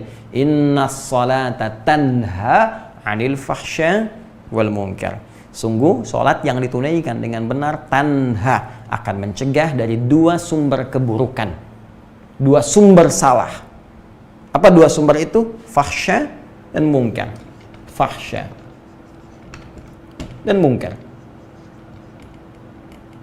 Keburukan yang bersumber dari syahwat, pornografi, porno aksi, LGBT, kata-kata jorok, kotor dan sebagainya, fahsya. Mungkar, perbuatan buruk yang diingkari oleh hati, mencuri, korupsi, menipu, merampok, membunuh, berzina dengan segala turunannya dan sebagainya. Ini mungkar. Di semua sumber buruk, salah, itu sumber salah cuma dua. Kalau bukan fahsya itu mungkar. Jadi kalau kita sudah bisa meninggalkan yang salah, maka lawannya yang soleh muncul. Sederhana kan? Ya, semua kan berlawanan. Quran surah ke-51 ayat 49. Wa min kulli syai'in khalaqna zawjaini la'allakum tadhakkarun. Semua hal aku ciptakan berpasangan supaya kamu tahu, kamu sadar, cuman saya, kata Allah, yang tidak punya pasangan. Ya, ini malam tiba. Kalau malam tiba kan siangnya nggak ada. Nanti siang tiba, malam nggak ada. Nggak ada siang dan malam bersamaan kecuali terjadi akhir kehidupan. Jelas kan? Bergantian. Inna fi ikhtilafil laili, inna fi khalqis samawati wal ardi wa ikhtilafil laili wan nahar. Sungguh dalam penciptaan langit dan bumi dan pergantian siang dan malam. Jadi masuk malam, siang nggak ada. Masuk siang, malam nggak ada. Demikian berpasangan itu seperti itu. Sifat pun begitu. Ketika muncul baik, buruknya hilang. Ketika buruk muncul, baiknya hilang. Orang yang sering berkata kotor, maka sulit menemukan kosakata yang baik. Orang yang berkata baik, nggak mudah berkata yang kotor. Maka dari itu, ketika seseorang bisa meninggalkan salah, solehnya muncul. Nah, sholat itu amalan sikap. Ini amalan fisik. Karena dia amalan sikap, maka hasilnya pun kepada sikap. Orang yang sholatnya benar, pasti jadi soleh. Sikapnya baik. Ini. Sini, sikap. Di hatinya punya cahaya, dibimbing di fisiknya. Jadi begitu iman disatukan dengan sholat, dilatih dengan benar, dan menunaikan sholatnya karena iman, bukan ria. Ya, imannya apa? Bil ghaib kan? Ya. Masih ingat ayat 3 dibuka dengan kalimat alladzina yu'minuna bil ghaib. Ghaib itu kan tak tampak. Ya, kepada Allah yang belum tampak dalam pandangan kita. Jadi sholatnya dilakukan karena iman. Kepada siapa? Kepada Allah walaupun tak tampak dalam pandangan kita. Jadi kita sholat itu ingin dilihat Allah, Khalik, bukan makhluk. Kalau ingin dilihat makhluk itu riya namanya. Maka celaka orang sholat kalau riya. Kalau riya. Kenapa? Karena nggak mendapat hasil dari pekerjaan yang dia lakukan itu. Alih-alih ingin dilihat Allah, Khalik, dia pengen dilihat makhluk. Maka disebut dalam Al-Quran, fawailul lil musallin alladzina hum an salatihim sahun alladzina hum yura'un. Baik ya, kembali ke sini. Jadi, kalau orang sholatnya benar, diisi dengan iman, maka iman itu akan mentransformasikan sifat dengan amalan-amalan fisik saat sholat menjadi sebuah sikap yang mulia. Jelas? Nah, jadi Yang kedua, untuk menjadi takwa ini, saya ingin simpulkan, ini kesimpulan kita. Untuk menjadi takwa, maka pembukanya ada iman sebagai amalan hati, kemudian salat, contohnya sebagai amalan fisik. Ya, fisik ya, ingat. Hati sudah, fisik sudah. Sementara hidup itu kan kompleks. Ada elemen ketiga kan? Jangan lupa. Yang menjadikan fisik ini bisa tampil baik. Coba lihat, fisiknya kan di dalam ini, di dalam baju. Ya, kalau terbuka baju dan sebagainya, tampilan fisik kan nggak enak dilihat. Ya, sifatnya disebut aurat. Aurat itu terbuka, makanya ditutup. Aurat ditutup, maksudnya itu terbuka, tutup. Ya, karena itu beda manusia dengan hewan. Hewan terbuka, senang, bangga, kelihatan keindahannya. Manusia terbuka, buruk, nggak enak dilihatnya. Silakan cek. Anda pergi ke Ragunan nanti kalau sudah suasananya enak. Atau kebun binatang kalau sudah dibuka, ya kan? Ya, aktivitas hidupnya jadi normal, jadi lebih nyaman, lebih baik. Silakan main-main. Kebun binatang, coba cek. Singa saking gagahnya, apakah pakai rompi? Nggak ada. Singa pakai jas, pakai dasi misalnya, nggak ada. Segagah-gagahnya singa, raja hutan, tetap nggak akan pakai jas. Silakan cek. Monyet pakai daster yang betina, nggak mungkin, mustahil. Pakaiin oleh Anda, risih dia, copot-copot. Karena memang fitrahnya begitu. Manusia beda, Jepri. Manusia lain, ya. Manusia lain. Makanya ketika manusia tak berpakaian, kita risih melihatnya, tangkap, amankan, pakaikan pakaian, tutup auratnya. Jelas ya? Nah, sekarang kembalikan ke sini. Itu amalan fisik. Nah, kalau fisiknya cuma tampak, nggak ada penutupnya, bagaimana kita bisa tampil dengan sempurna? Karena itu butuh pelengkap. Ya, supaya fisik tampil bagus, tutupi dengan pakaian. Supaya fisik bisa istirahat, perlu tempat bernaung. Supaya bisa fisik berangkat ke tempat sholat dengan baik, butuh wasilah kendaraan. Untuk meraih itu semua butuh harta. Jelas? Artinya ada komponen ketiga selain hati, fisik, yaitu harta. Nah, harta ini ternyata menjadi bagian dari instrumen ketakwaan kita kepada Allah Subhanahu wa taala. Jadi yang ketiga, ada instrumen takwa berupa amalan harta.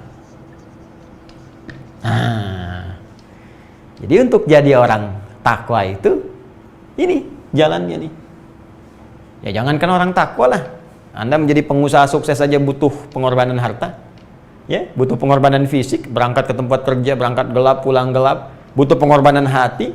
Kadang-kadang dikhianati, kadang-kadang persaingan gak sehat, kadang-kadang membuat diri malas, kadang-kadang emosi. Kan perjuangan kan? Ini untuk dunia saja yang ditinggalkan. Anda berjuang luar biasa di ketiga ini. Kenapa untuk akhirat yang abadi tidak maksimal perjuangan kita? Nah, sekarang pertanyaannya, untuk berjuang pada harta ini, apa amalannya? Teruskan. Wa mimma razaqnahum yunfiqun. Dan dari sebagian rizki yang kami titipkan kepada mereka, hamba-hamba kami itu yunfiqun. Mereka gunakan untuk instrumen takwa yang ketiga, yaitu infak. Ini amalan yang ketiga. Baik, pelan-pelan sebentar. Ini sudah rincian pembahasan yang akan kita maksimalkan. Tapi saya butuh uraikan untuk penajaman karena kita 1 bulan istirahat dalam pembahasan tafsir. Biasanya sebagian ada yang mulai lupa, ya, atau ingatan mulai berkurang. Celakanya kan kalau sudah lupa itu suka nggak ingat kan. Makanya saya coba ingatkan dulu.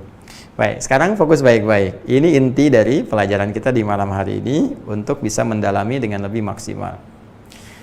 Allah membuka dengan kalimat rizki, wa mimma razaqnahum. Kemudian amalannya disebut infak. Jadi di sini ada 2 kata, ada rizki, ada infak. Ya, saya mohon izin saya hapus dulu ini ya. Bismillah.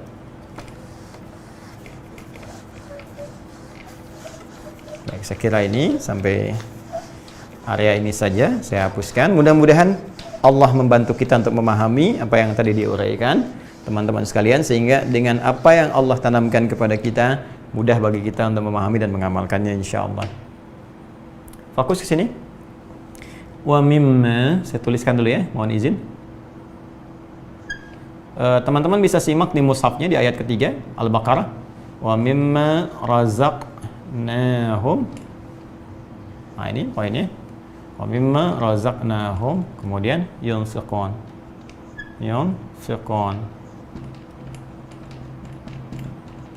Ya. Fokus ya. Jadi di sini yang kita bahas nanti ada 1 mimma razaqnahum, kemudian yunfiqun 1 2 3. Fokus. Wa ini huruf ataf. Ataf tuh ikut kepada hukum sebelumnya, diikutkan. Ya. Hukumnya ikut. Jadi kalau kita turunkan, orang takwa itu alladzina yu'minuna bil ghaib, iman. Kemudian diikutkan hukumnya wa yuqimunas shalah, pakai waw. Jadi tidak cukup dengan beriman, ikutkan dengan salat. Di salat itu menjadi sama dengan iman sebagai instrumen takwa, ikut hukum yang sebelumnya. Jadi kalau iman bagian instrumen takwa, salat pun demikian. Kemudian infak yang ketiga pakai waw juga, diikutkan juga. Ini sama pentingnya, infak pun menjadi bagian dari instrumen takwa. Ya karena itu nanti sahabat tuh Allahu Akbar, kalau sudah tiba motivasi untuk infak itu luar biasa. Bilal itu sekurang-kurangnya pengen ikutan itu. Ya, nanti kita masuk Idul Adha, nanti saat jelaskan fikih itu insyaallah secara lebih dekat. Ini saya tunjukkan bagaimana keinginan kuat para sahabat, walaupun terbatas uangnya itu, hartanya terbatas, tapi pengen seperti mereka. Di ketika yang lain ya bisa mengikuti sunnah dengan hewan-hewan yang ditetapkan untuk berkorban, ya seperti kambing, dulu ada unta, kan sekarang bisa pakai sapi, kerbau dan sejenisnya. Itu Bilal saking pengennya itu cari ayam, karena mampunya itu pakai ayam, walaupun ayam bukan termasuk hewan kurban. Tapi Bilal ingin berinfak seperti sahabat yang lain berkorban dengan hewan-hewan yang dibenarkan. Itu saking pengennya, ya, saking inginnya termasuk dalam golongan yang disebutkan takwa tadi. Ya, saya hanya ingin tunjukkan saja. Jadi infak ini itu bagian yang penting, sama pentingnya dengan instrumen takwa yang lain-lainnya. Apalagi nanti dengan kita berinfak datang petunjuk Allah yang dengan pedoman dan petunjuk itu akan memudahkan kita untuk meraih harta-harta yang kita butuhkan dalam memaksimalkan fungsi hidup kita saat di dunia ini. Jadi nanti ada rahasianya. Jadi wow, ini instrumen untuk menunjukkan bahwa infak itu sama dengan bagian dari instrumen takwa seperti salat dan juga iman sebelumnya. Mimma ini dari kata min dan ma, kemudian disatukan, min dan ma. Min ini banyak artinya. Ya, kalau di standar ilmu nahwu disebut huruf jar yang menjadikan kalimat setelahnya berharakat kasrah secara umum. Ya, kecuali nanti beberapa kalimat bisa menggunakan fathah. Ada huruf jar nanti, ada beberapa, min, ila, an, ala, fi, ruba, ba, kaf, lam diantaranya. Min, di setelah min, setelahnya kalimatnya harakat kasrah. Ana raji'un minal masjid. Ya, saya baru pulang dari masjid. Ya, subhanalladzi asra bi 'abdihi lailan minal masjid, masjidil haram. Ya, minal jinnati wan nas. Jadi kalau ada min sebelumnya, maka setelahnya harakatnya kasrah. Itu baru fungsi ilmu nahwu. Kalau kita bawa ke fungsi ilmu balaghah, maka min itu nanti punya beberapa arti. Di antaranya punya fungsi tab'id. Ya, at-tab'id. Tab'id. Menunjuk makna sebagian dari total yang ada. Sebagian. Ya. Lil ikhwa fillah, antum huna jalisun fil fusul wa minkum tabi'una ilayya ana. Ya, dhahib ilal kharij. Ya, teman-teman sekalian, Anda semua ada di kelas ini ya, semua duduk di kelas. Sebagian dari Anda wa minkum tabi'una ilayya. Sebagian dari Anda ikut saya, kita keluar dulu sebentar. Jadi min di situ menunjukkan sebagian, tabi'at. Nah, dalam hal instrumen yang ketiga ini, Allah meminta kita untuk berinfak dari harta yang Allah berikan kepada kita untuk dititipkan kepada kita dalam beramal. Tapi yang paling menarik, kata Allah, min dibuka dengan kata min, disambungkan dengan ma. Ma ini isim mausul, umumnya menunjuk kepada materi tanpa batas. Kalau diartikan banyak, ya banyak. Jadi kalau kita ingin terjemahkan, wa mimma, dari yang banyak yang Allah titipkan kepada kita itu, ternyata Allah banyak berikan kepada kita. Allahu Akbar. Fabi ayyi ala'i rabbikuma tukadziban. Banyak orang merasa dan mengatakan, aduh ya Allah, saya kok fakir, rezeki saya begini begitu. Allah, Anda itu orang kaya, banyak. Makan cukup, persediaan 3 hari masih ada. Hari ini tercukupi, bahkan ada yang punya tabungan setahun ke depan, 2 tahun ke depan, yang 7 tahun ke depan. Ya kan? Nah, jadi tapi yang menariknya dari sekian yang banyak yang Allah titipkan itu min sebagian saja. Tidak harus semuanya. Allahu Akbar, saking sayangnya Allah kepada kita. Anda untuk menjadi orang takwa dan ingin menerapkan instrumen yang ketiga, yaitu infak, tidak perlu semua. Asal sebagian dari apa yang Allah titipkan kepada kita sudah bisa kita keluarkan, ya, dengan pokok iman itu, maka kita sudah mulai berlatih untuk memaksimalkan, naik level pada tingkat instrumen takwa yang ketiga.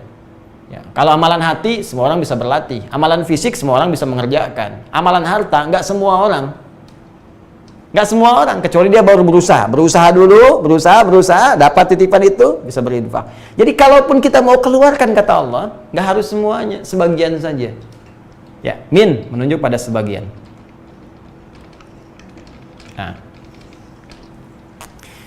apa sebagian yang kita infakkan itu? Bentuknya bagaimana? Kaidahnya seperti apa? Ini yang paling menarik. Sebelum Allah masuk pada keterangan tentang infak, Allah buka dulu dengan kalimat rizki. Wa mimma razaqnahu. Sebagian dari yang banyak rizki yang telah kami berikan kepada mereka. Ini, ada kalimat ini dulu. Apa itu rizki? Yuk kita baca dulu tafsir dari ulama, sehingga kita padukan. Para ulama-ulama kita memberikan referensi seperti apa. Saya pun sesungguhnya bukan pendapat saya pribadi. Jadi saya cuma pengutip saja, penukil dari keterangan guru-guru kita, ulama-ulama kita, cuma saya padukan. Jadi kalau kami berusaha mengkaji tafsir, saya jajarkan nih, tafsir A, tafsir B, tafsir C, tafsir D, kita tunjukkan satu. Setelah itu kita lihat juga dari tatanannya. Kalau disebutkan secara bahasa begini, kita buka kaidah bahasanya, kita samakan persepsinya. Nanti dari situ saya ambil yang paling mudah untuk disampaikan. Kadang-kadang kita pakai PowerPoint dan sebagainya untuk memudahkan.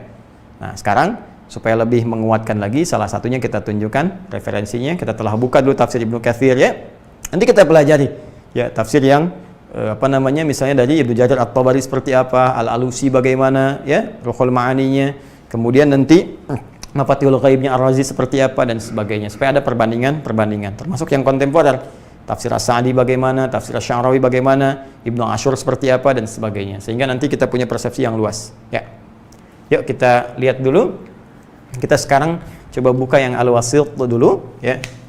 Dari Syekh Muhammad Sayyid Tantawi. Saya selain Ibnu Katsir membuka yang ini karena saya talaqi langsung. Jadi dari gurunya, kitabnya pun didapatkan saat saya di Madinatul Bu'ath di Al-Azhar.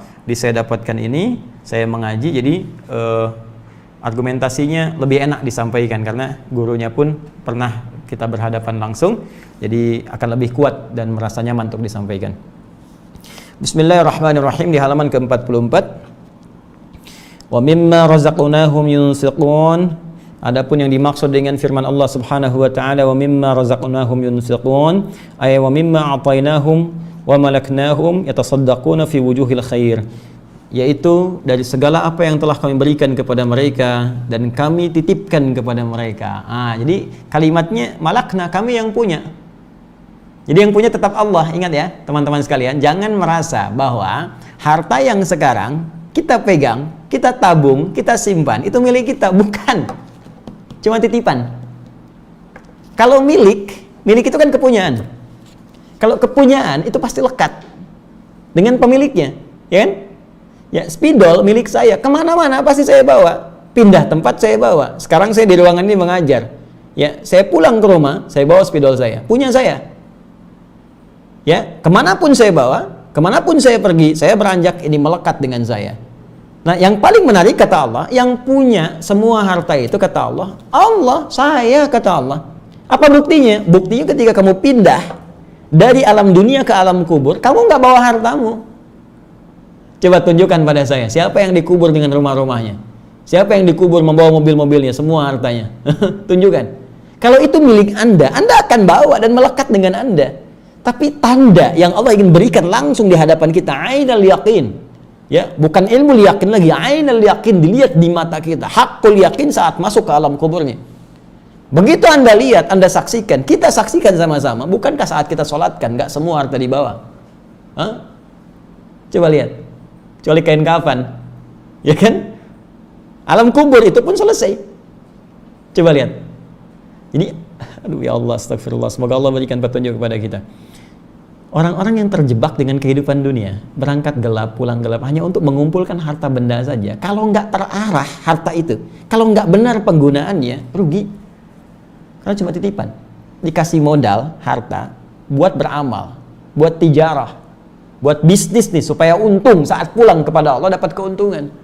Ya, Anda dikasih modal, tapi nggak digunakan dengan baik. Alih-alih digunakan untuk berkreasi, dapat keuntungan, Anda gunakan foya-foya sana sini. Ada yang pakai judi, pakai ini, pakai itu. Habis harta, perusahaan hancur semua. Anda aja merasa nggak nikmat. Sekarang Allah kasih modal, Anda sia-siakan. Perbanyak, hitung.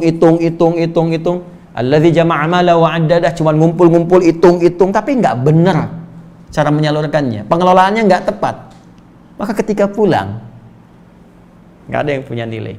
Makanya ketika bahasanya itu indah, ya, bahasa penafsirannya luar biasa nih. Apa yang kami berikan itu, wa ma'atainahum wa malaknahum, apa yang kami berikan kepada mereka itu, kami yang punya, dititipkan kepada mereka, sehingga mereka merasa memiliki itu. Ya, jelas ya? Baik, jadi ingat, harta titipan, ilmu titipan, kedudukan titipan, semua punya pertanggungjawaban di hadapan Allah Subhanahu wa taala. Yatasaddaquna fi wujuhil khair. Mereka menggunakan itu, ya, mereka mengelola itu pada segala hal yang baik-baik, digunakan pada yang baik. Ya, sedekah. Ya, sesuatu yang benar, sesuatu yang baik. Baik, nanti kita rinci. Wa yamudduna aydiyahum bil ihsan lil faqiri wal miskin. Kemudian mereka melebarkan tangan mereka, meluaskan pemberian mereka bil ihsan, dengan cara yang baik yang diridhai Allah. Ihsan di hadis Muslim nomor hadis ke-8 disebutkan anta'budallah, kembali ibadah, visi hidup kita yang tadi saya jelaskan. Anta'budallaha ka'annaka tarahu fa illam takun tarahu fa innahu yarak. Engkau menjadikan aktivitasmu sebagai ibadah. Nah, sekarang itu komitmen kita, visi kita, misi kita, hidup kita di situ. Kita dititipkan harta, bagaimana caranya harta jadi ibadah? Diberikan kepada istri, dikelola di rumah tangga jadi ibadah. Diberikan kendaraan, kendaraan jadi ibadah. Dibelikan sepeda, sepeda mengantarkan pada ibadah. Dibelikan mobil, mobil mengantarkan pada ibadah. Dibelikan pakaian, pakaian digunakan untuk ibadah. Buka lemari pakaian Anda. Dari sekian pakaian yang telah dikoleksi, berapa di antara pakaian yang belum pernah dipakai ibadah? Jangan-jangan ada yang belum pernah dipakai sholat. Lihat koleksi alas kaki Anda, sepatu, sendal yang udah dipakai kondangan, dipakai setahun sekali, pernah nggak dipakai ke majlis ta'lim, dipakai menunaikan ibadah, pakai ke masjid. Lihat, itu akan dihisab. Jelas. Baik, jadi segala hal jadikan sebagai ibadah dan lakukan semua karena Allah. Seakan-akan ya kita sadar Allah mengawasi kita walaupun kita tak mampu melihatnya.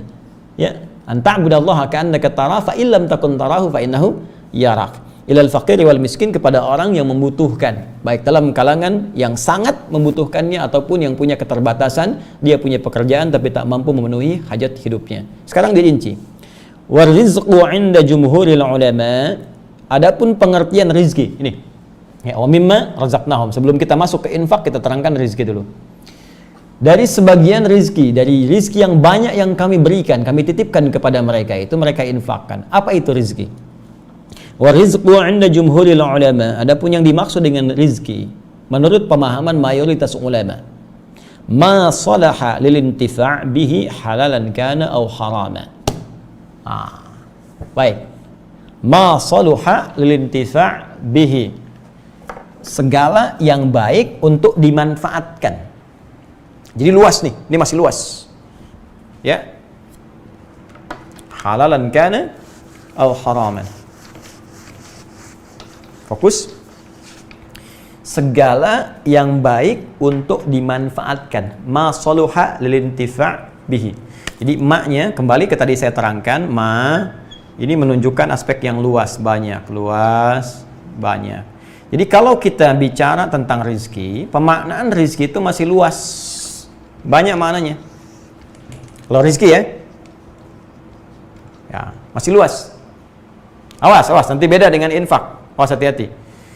Rizki itu sifatnya luas. Ada yang sifatnya materi, yang berwujud, ya bisa dipegang, kan? Ya bisa digunakan beraktivitas, bisa dikreasikan. Di sini kita tuliskan uang, nah, itu rizki. Makanan, itu rizki. Ya, pakaian, itu rizki. Sandang, pangan, papan, itu rizki.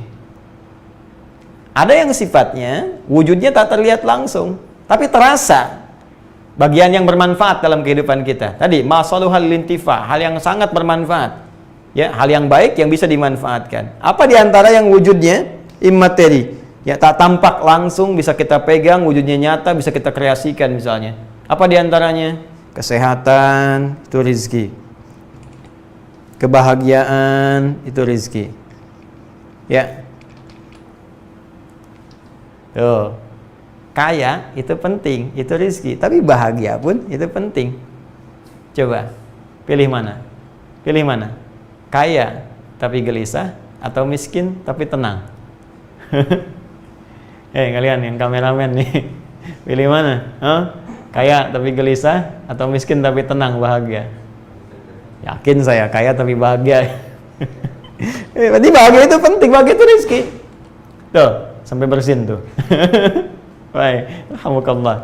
Baik, teman-teman nih, sehat tuh, tapi gelisah atau sakit tapi tenang? Ya tenang itu rizki, sehat tuh rizki, makanya pengen sehat dan tenang, sehat bahagia. Ini rizki, ini rizki. Keturunan rizki, keturunan. Ya, makanya Nabi Zakaria alaihissalam cukup, pakaian cukup, makanan cukup, keturunan belum ada, minta sama Allah Subhanahu wa Ta'ala. Begitu melihat Maryam, ya, mendapatkan rezeki dari Allah berupa yang pakaian, berupa makanan, khususnya makanan, kebutuhan-kebutuhannya di Ali Imran ayat 37 itu, ya, fataqabbalaha rabbuha biqabulin hasanin wa ambataha nabatan hasana wa kaffalaha Zakaria kullama dakhala 'alaiha Zakaria al-mihrab wajada 'indaha rizqa qala ya Maryam anna laki hadha qalat huwa min 'indillah innallaha yarzuqu man yasha bighairi hisab. Ya, pamannya setiap kali ngantarkan kebutuhan ada semua rizkinya, disebutkan rizkinya berupa makanan, berupa kebutuhan Maryam, ada yang materi. Tapi ketika bertanya dari mana semua ini, jawaban Maryam jadi umum dari Allah. Allah memberikan, ini sifat keumumannya, sifat keumumannya, keumuman rizki yang saya maksudkan. Innallaha yarzuqu man yasha. Allah akan memberi rizki pada siapapun yang ia kehendaki, bighairi hisab, tanpa batasan. Jadi Nabi Zakaria bertanya khusus rizki terkait dengan yang materi, makanan, pakaian. Ini kan saya antarkan, kau udah ada. Maryam menjawab umum, jangankan makanan paman, jangankan pakaian, rizki yang banyak pun Allah akan berikan dengan mudah pada siapa yang dikehendaki. Maka Nabi Zakaria mengikuti jejaknya Maryam. Bagaimana bisa mendapatkan ini? Saya makanan cukup, pakaian cukup, yang belum ada keturunan. Maka minta, sholat tadi mihrabnya itu. Di ayat 38-39 itu kan? Hunalika da'a Zakaria rabbah qala rabbi habli min ladunka dzurriyyatan thayyibah innaka sami'un du'a. Maka di situ beliau berdoa, ya Allah anugerahkan kepadaku keturunan. Nabi Zakaria mintanya keturunan. Ini keturunan itu rizki. Ya, keturunan rizki. Jadi kalau rizki itu masih luas sifatnya. Nah, dari semua rizki yang diberikan, makanya tadi disebutkannya banyak, ya kan? Ya, masalul halil intifa, yang bisa dimanfaatkan, bisa dikreasikan, bisa digunakan. Kita merasa nyaman dengan itu semua. Itu banyak Allah kasih kepada kita. Teman-teman sekalian, sehat itu rizki. Betapa banyak orang punya banyak harta, tapi nggak sehat misalnya. Ya kan? Anda sehat, keturunan baik, di rumah sehat semua, itu rizki. Tapi dari yang banyak itu, nggak semua mesti diinfakkan. Jadi infak itu lebih khusus lagi dari rizki ini. Maka muncul amalan instrumen takwanya infak. Dari rizki ini, apa amalannya? Apa instrumen takwanya? Infak. Infak lebih spesifik dari sebagian rizki itu. Kalau kita mau buat tafsir yang umum, dari yang ini yang banyak ini, nggak semua mesti diinfakin. Emang ada orang infak anak? Saya mau infak anak? Nggak mungkin. Ya, saya mau infak istri? Nggak ada. Istri bilang saya mau infak suami, saya kesel di rumah, saya infakin aja suami saya. Nggak bisa.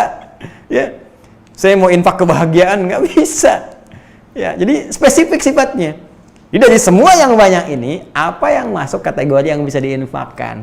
Nah, infak itu khusus pada hal yang sifatnya materi saja, itu pun dengan klasifikasi tertentu. Ya, jelas? Infak. Jadi infak itu sifatnya materi. Jadi nggak ada istilah saya infak kesehatan, infak kebahagiaan, infak ketenangan, nggak ada. Ya. Jadi sifatnya apa? Materi. Ini pun klasifikasinya tertentu saja. Dari materi yang ditetapkan itu, apa yang termasuk klasifikasi yang bisa diinfakkan. yang bisa dikeluarkan sebagai amalan harta yang masuk dari instrumen takwa kita kepada Allah Subhanahu wa taala. Untuk mengetahui itu, kita lihat dulu definisi infak itu seperti apa. Ya. Bismillah. Kita baca lagi. Kita teruskan ya. Jadi mohon izin kita bahas sampai mengerti betul ya, sampai paham betul. Bismillahirrahmanirrahim. Kita lanjutkan. Termasuk ini saya beri catatan. Halalan kana atau haraman. Ya. Jadi kalau rezeki yang banyak tadi bisa kualifikasi yang halal, bisa yang haram. Ya, jadi itu masih masuk rezeki. Masih masuk kategori rezeki. Karena itu ada min di awalnya dari sebagian, maka bagian itu bisa luas. Jangan sampai engkau berinfak dari yang haram. Hati-hati, cek dulu harta kita. Mohon maaf ya, jahiliyah itu sejahiliyah-jahiliyahnya. Orang jahiliyah, sejahiliyah-jahiliyahnya. Itu saat mereka akan berinfak untuk pembangunan Ka'bah. Ya, renovasi Ka'bah. Itu yang dikeluarkan cuma yang baiknya aja. Sepakat mereka. Jangan keluarkan dari yang jeleknya, keluarkan yang baik-baiknya, sepakat semuanya itu. Itu sejahiliyah-jahiliyahnya. Nah, kita, Anda, saya, yang mengaku sudah keluar dari jahiliyah, berapa dari sekian harta kita yang baik yang bisa kita keluarkan? Karena itu ada min di situ. Walaupun Anda mendapatkan rezeki, jangan didapatkan dengan cara yang haram. Apalagi rezeki haram dipakai untuk infak. Itu yang keterlaluan. Hasil korupsi, wah, biar jadi dapat legalitas dari Allah, nggak banyak banget dosanya. Misalnya saya pakai infak aja buat bangun madrasah, nggak bisa. Ya, hati-hati. Jelas ya? Baik. Kemudian kita teruskan lagi. Sekarang masuk pada kategori infaknya, ya, kategori infaknya. Wa qala yunfiqun wa anfaqa malahu anfadahu wal infaq ikhrajul mal wa infaduhu wa sarfuhu. Adapun yang dimaksud dengan infak itu ikhrajul mal wa infaduhu wa sarfuhu, mengeluarkan harta, baik itu Anda berikan dari sebagian tadi sampai tuntas selesai habis, atau Anda berikan sebagian. Nanti teknisnya kita jelaskan. Tapi secara singkat, mengeluarkan harta materi yang sifatnya berharga. Mal itu sesuatu yang berharga, bisa uang, kan? Ya, bisa kemudian dari hasil pertanian, perkebunan, bisa jadi makanan, ya. Ya, jelas ya? Kita turunkan dulu. Infak, saya mohon izin untuk membahas secara dalam dari segi bahasanya dulu supaya kita bisa memahami dengan lebih sempurna, ya. Bismillah.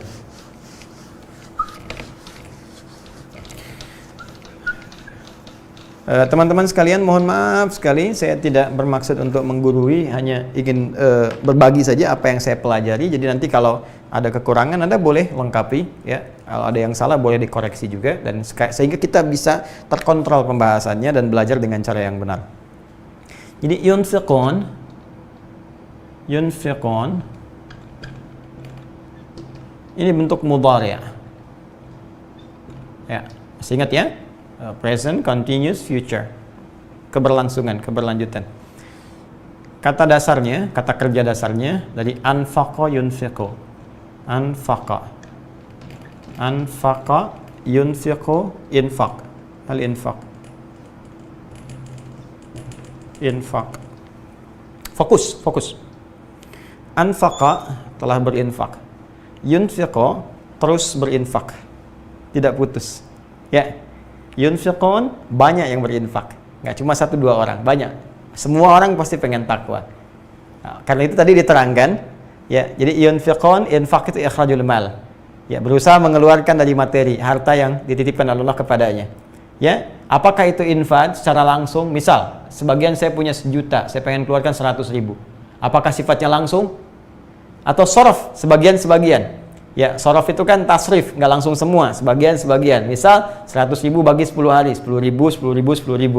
Ya, Ramadan kan biasanya begitu, pengen infak 1 juta bagi 10 hari terakhir, dengan 100.000. Ada sebagian yang berpikir demikian.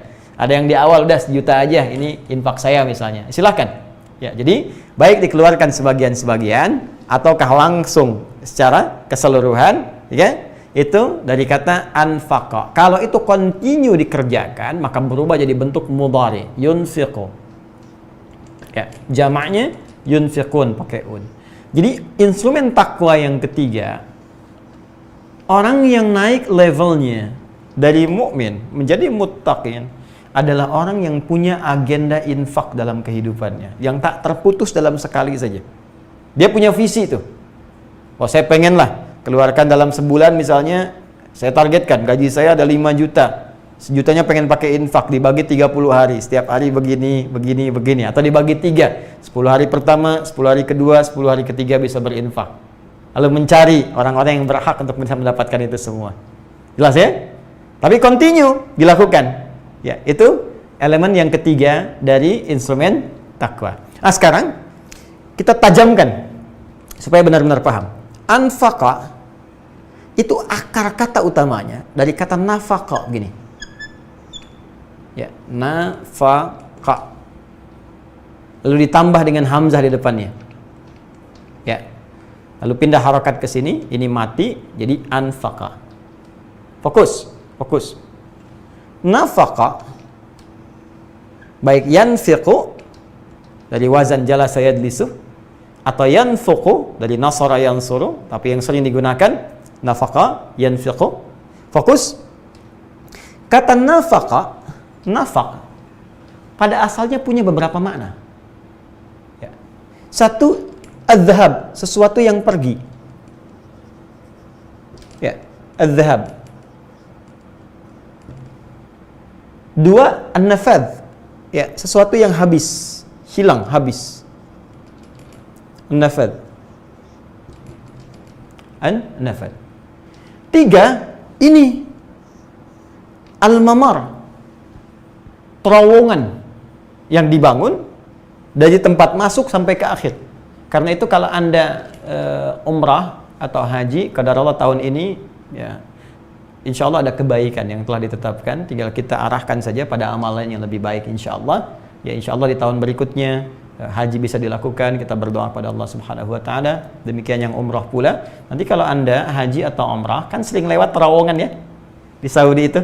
Ya, saat lontar jumrah ada terowongan Mina, ya kan? Baik, ya, kemudian saat akan ke Masjidil Haram, di ring 1 ada terowongan Mahbas Al-Jin masuk. Itu terowongan, bahasa Arabnya nafaq, ditulis atasnya nafaq. Ya, nafaq ini. An-nafaq. Baik. Bisa dikatakan mamarrun, ya, mamarrun, tempat lewat terowongan yang dibangun dari jalan masuk sampai dengan jalan keluar. Ini dari bahasa Arabnya. Nah, sekarang perhatikan keindahannya. Bagaimana makna ini sedemikian indah bisa kita dapatkan. Teman-teman sekalian, perhatikan baik-baik. Ketika ini ditambahkan hamzah menjadi anfaqa yunfiqu, maka ini menunjuk pada sebuah usaha untuk mengeluarkan sesuatu, ya, sehingga yang ada melekat pada kita itu menjadi pergi, ya, pindah dari kita. Jadi kalau saya punya spidol, ya kan, ini melekat pada diri saya ingin berusaha untuk keluarkan supaya tidak ada pada diri saya. Tambahkan hamzah lil izalah untuk menghilangkannya. Ya. Baik, maka saya katakan anfaqtul qalama. Saya menjadikan spidol ini pergi dari saya, keluar, menjauh dari saya. Ini mana pertama. Baik. Karena sudah nggak ada di saya, habis kan? Nggak ada kan pada diri saya? Maka punya mana yang kedua, nafad namanya, habis. Ya. Jadi Masya Allah, kalau Anda mau berinfak, dari bagian yang telah Anda siapkan untuk infak itu jangan ditahan-tahan. Berikan, habiskan. Punya 10 juta, sejutanya buat infak. Jangan tahan-tahan lagi, kalau sudah bagiannya infak, ya keluarkan infak. Ya, 100 ribu udah masuk nih buat agenda ke masjid sholat Jumat besok. Ya udah, ketika ada kotak lewat masukin, jangan tahan. Ya, kalau nggak sempat kotaknya lewat, ya setelah selesai Jumat cari kotaknya, masukin, titipin ke DKM masjid. Jangan sampai pulang ke rumah ke bawah lagi. Karena harusnya pergi keluar, nafad hilang. Jelas? Baik sebagian atau 1 juta langsung dikeluarkan. Itu sifat infak. Indah kan? Tapi yang paling dahsyat, infak akan membangun terowongan kehidupan bagi kita. Yang akan kita dapatkan hasilnya saat kita kembali kepada Allah Subhanahu wa taala. Jadi kalau kita mau makna yang lebih dalam lagi, sebetulnya infak itu adalah terowongan kebaikan untuk mendapatkan cahaya, hasil yang lebih bagus saat kita keluar dari kehidupan dunia menuju alam yang lain di barzah. Bukankah saat Anda masuk terowongan, teman-teman sekalian, Anda keluar Ya, dari sini masuk dari sini, bukankah masuk dari satu tempat keluar di tempat berbeda?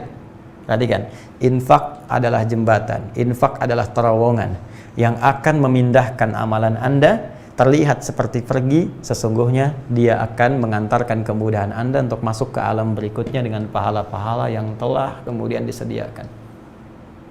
Tapi seperti bikin terowongan gak mudah, infak pun gak mudah. Tuh lihat, bikin terowongan, gali dulu, sampai Anda bisa mendapatkan jalan keluarnya. Infak juga begitu, mau ngeluarin tuh gak mudah. Ya, coba deh, mau infak 1 juta, bisa nggak? Gak mudah. Kadang gali dulu, 10.000 dulu, ini kan, galinya kecil dulu. Ada yang langsung gali 500.000, ada yang segini, itu kan. Ada yang pengen langsung 1 juta, ya kan? 1 juta itu bagi orang yang punya penghasilan 5 juta terasa besar, tapi yang punya 1 triliun infak 1 juta itu nggak ada apa-apanya, kawan. Coba saya tanya nih, Anda yang teman-teman numpang makan di Indonesia, numpang cari kerja di Indonesia sampai dikatakan ini triliuner, hartanya banyak. Di situasi sekarang berapa yang Anda bisa keluarkan? Mana kehebatan yang bisa kita kerjakan untuk bangsa kita? Mana kaidah infaknya? Ya, seharusnya Anda muncul saat ini, saya 500 miliar, saya 300 miliar. Ya, bekerja di Indonesia, ngambil hasil dari Indonesia. Sekarang Indonesia butuh Anda. Ada 3 ibu yang kita mesti berbakti. Ibu yang melahirkan kita. Surga terletak dalam bakti kepadanya. Ibunda kita Ummul Mukminin, istri Rasulullah SAW. Ya, sudah tidak ada saat ini cara berbakti kita menjaga kehormatannya. Menjalankan apa yang telah diajarkan oleh mereka sebagai petunjuk dari Rasulullah SAW. Ibunda kita. Dan ibu kita yang ketiga, ibu pertiwi kita. Tempat kita bernaung, tempat kita berpijak. Sekarang ibunda kita sedang sakit. Maka anak-anaknya harus membantu kembali. Anak-anak ibu pertiwi sekarang sudah ada yang jadi pejabat, jadi presiden, jadi menteri, jadi jenderal, jadi pengusaha hebat. Ya, Allahu Akbar. Kenapa kita tidak bersatu membantu ibu kita untuk sehat kembali? Ayo kita bangun. Sehatkan ibunda kita. Jangan sampai harta-harta ibu diambil oleh orang-orang lain. Jangan sampai harta ibu dikuras oleh orang lain. Jangan sampai kita membuat ibu semakin sakit dengan berselisih, bertengkar.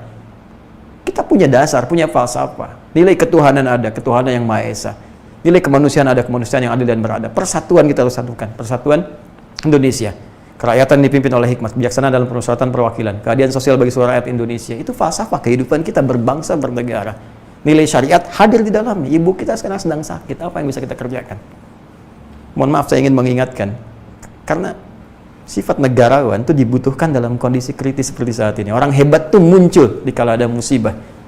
Ya. Dan orang-orang yang cuma numpang kehidupan atau bahkan mencari hal-hal yang buruk dalam kehidupan akan kelihatan seperti dalam situasi seperti saat ini. Maka semoga kita diberi petunjuk, semoga Allah menyatukan kita semua, menjauhkan dari perpecahan, bersatu untuk kita membangun negeri kita. Dan bagi orang Islam, satu penting yang harus dijaga, niatkan semua sebagai ibadah karena Allah Subhanahu wa Ta'ala. Itu yang akan meringankan hisab kita di hadapan Allah. Ya, mohon izin sekali lagi saya mengingatkan karena sayang saya, cinta saya kepada Ibu Pertiwi sebagai bagian dari tugas kita untuk berkhidmat demi ibadah kepada Allah Subhanahu wa Ta'ala. Maka ini teman-teman sekalian, kita bangun terowongan kehidupan kita. Mumpung Allah titipkan, kalau sudah nggak dititipkan nggak bisa lagi, ya kan? Nah, sekarang kalau sudah paham, inilah filsafatnya infak itu. Jadi infak terlihat seperti membuat harta kita pergi, terlihat seperti habis harta kita, tapi sesungguhnya hakikat dari ini semua sedang membangun terowongan yang bisa memudahkan dan melancarkan aktivitas kita sampai kita kembali kepada Allah di alam barzakh itu.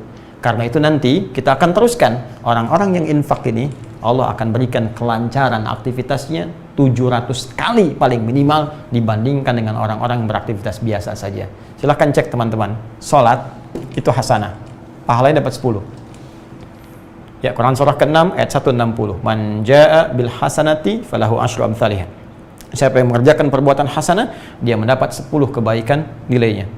Baik, sholat disebut hasanah. Quran surah ke-11 ayat 114. Aqimis sholata tarafain nahar wa zulafan minal lail. Innal hasanati yudhibnas sayyi'at. Salat disebut hasanah. Jadi kalau kita mengerjakan salat, pahalanya 10. Berjamaah naik 27 derajat. Kan? Di masjid tambah lagi 25. Sekarang sudah mulai dibuka, tambah 25 kebaikan. Ini sampai 27 paling banyak. Infak. Allahu Akbar. Quran surah kedua ayat 261, paling kiri agak ke atas. Mathalul ladzina yunfiquna amwalahum fi sabilillah kamathali habbatin ambatat sab'a sanabil fi kulli sumbulatin mi'atu habbah wallahu yudha'ifu liman yasha wallahu wasi'un alim. Perumpamaan orang infak di jalan Allah, lakukan karena Allah, niatkan sebagai ibadah. Infak pada keluarga niatkan sebagai ibadah. Ya, infak dalam kehidupan berbangsa niatkan sebagai ibadah. Infak untuk pendidikan niatkan sebagai ibadah karena Allah Subhanahu wa taala. Setiap satu yang kita keluarkan, 1 rupiah nilainya kali 7 kali 100, paling minimal 700 kali lipat. Balik. Paling minimal. Kalau hitung-hitungan. Kalau nggak berhitung, wallahu yudha'ifu liman yasha, Allah akan lipat gandakan pada siapa yang dikehendaki tanpa batas. Tanpa batas. Ini bisa jadi aktiva. Nanti kita lihat setelah melewati terowongan dunia, di alam kubur tampak nih, sebelum wafat sakaratul maut ditampakkan nih pahala infak yang banyak. Nanti saya cerita kisah-kisah yang sangat luar biasa. Ya. Ada lagi ini balik nih untuk kemudahan dalam kehidupan di sini. Bisa jadi kesehatan, kelancaran usaha, macam-macam. Yang asetnya kalau dihitung-hitung nggak akan jauh dari sini 700 kali. Ya. Bekerja segitu aja gaji misalnya, cuman dijaga, sehat aja. Yang kalau sakit biayanya segini juga 700 kali. Tuh, luar biasa. Nah, tapi ini butuh turunan-turunan untuk semakin memotivasi kita. Sekarang pertanyaannya, bagaimana cara berinfak yang benar? Kedua, apa indikatornya infak kita benar sehingga terasa sebagai peningkatan takwa? Yang ketiga, kepada siapa kita mesti berinfak? Kalau agenda infak itu kita bisa siapkan. Dan keempat, bagaimana cara mengeksekusinya infak itu supaya benar ketika kita keluarkan sesuai dengan petunjuk Allah Subhanahu wa taala. Bonusnya yang kelima, ketika kita bisa kerjakan semua itu, apa yang Allah bisa anugerahkan kepada kita dalam kehidupan dunia sebelum kita berpulang kepada Allah Subhanahu wa taala, baik di alam kuburnya sampai di akhiratnya. Itu akan kita bahas dalam pertemuan yang berikutnya, insyaallah. Ya, biar teman-teman, kita cukupkan dulu untuk malam ini.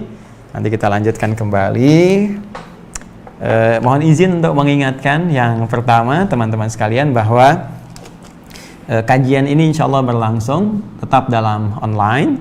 Jadi kita tidak mengadakan kajian yang langsung dulu di tempat kita, baik di Masjid Al-Ihsan, PTM VJS di Bekasi, ataupun kunjungan di beberapa tempat sebagai ziarah ilmiah setelah nanti situasi kondusif kembali insya Allah. Untuk itu kita berdoa dan mensupport ya kegiatan-kegiatan yang bisa kita lakukan supaya bisa lebih maksimal ya. Kita dukung kegiatan-kegiatannya dan mudah-mudahan aktivitas kita diridhoi oleh Allah Subhanahu wa taala. Kemudian yang kedua, teman-teman sekalian, komitmen dari apa yang saya sampaikan ini paket at-taisir ini kami tampilkan juga untuk mengingatkan sekarang sedang dalam proses cetak ya. Kita 2000 pertama kita akan cetak dulu di bulan ini. Jadi nanti setelah ada selesai ya, di bulan ini selesai, karena kemarin saya senang riset, jadi saya coba untuk maksimalkan ya. Jadi nanti tampilan akhirnya seperti ini nih teman-teman sekalian. Jadi di sini so saya buka, nah ini ada kuncinya juga. Jadi ada kunci di sini ya. Nah ini untuk per juznya, jadi ada kunciannya. Nah kita bisa ambil per lembar di sini ya. Kemudian nanti yang dicetak ada tulisan di sini ya, wakaf ya, wakaf umat Islam Indonesia.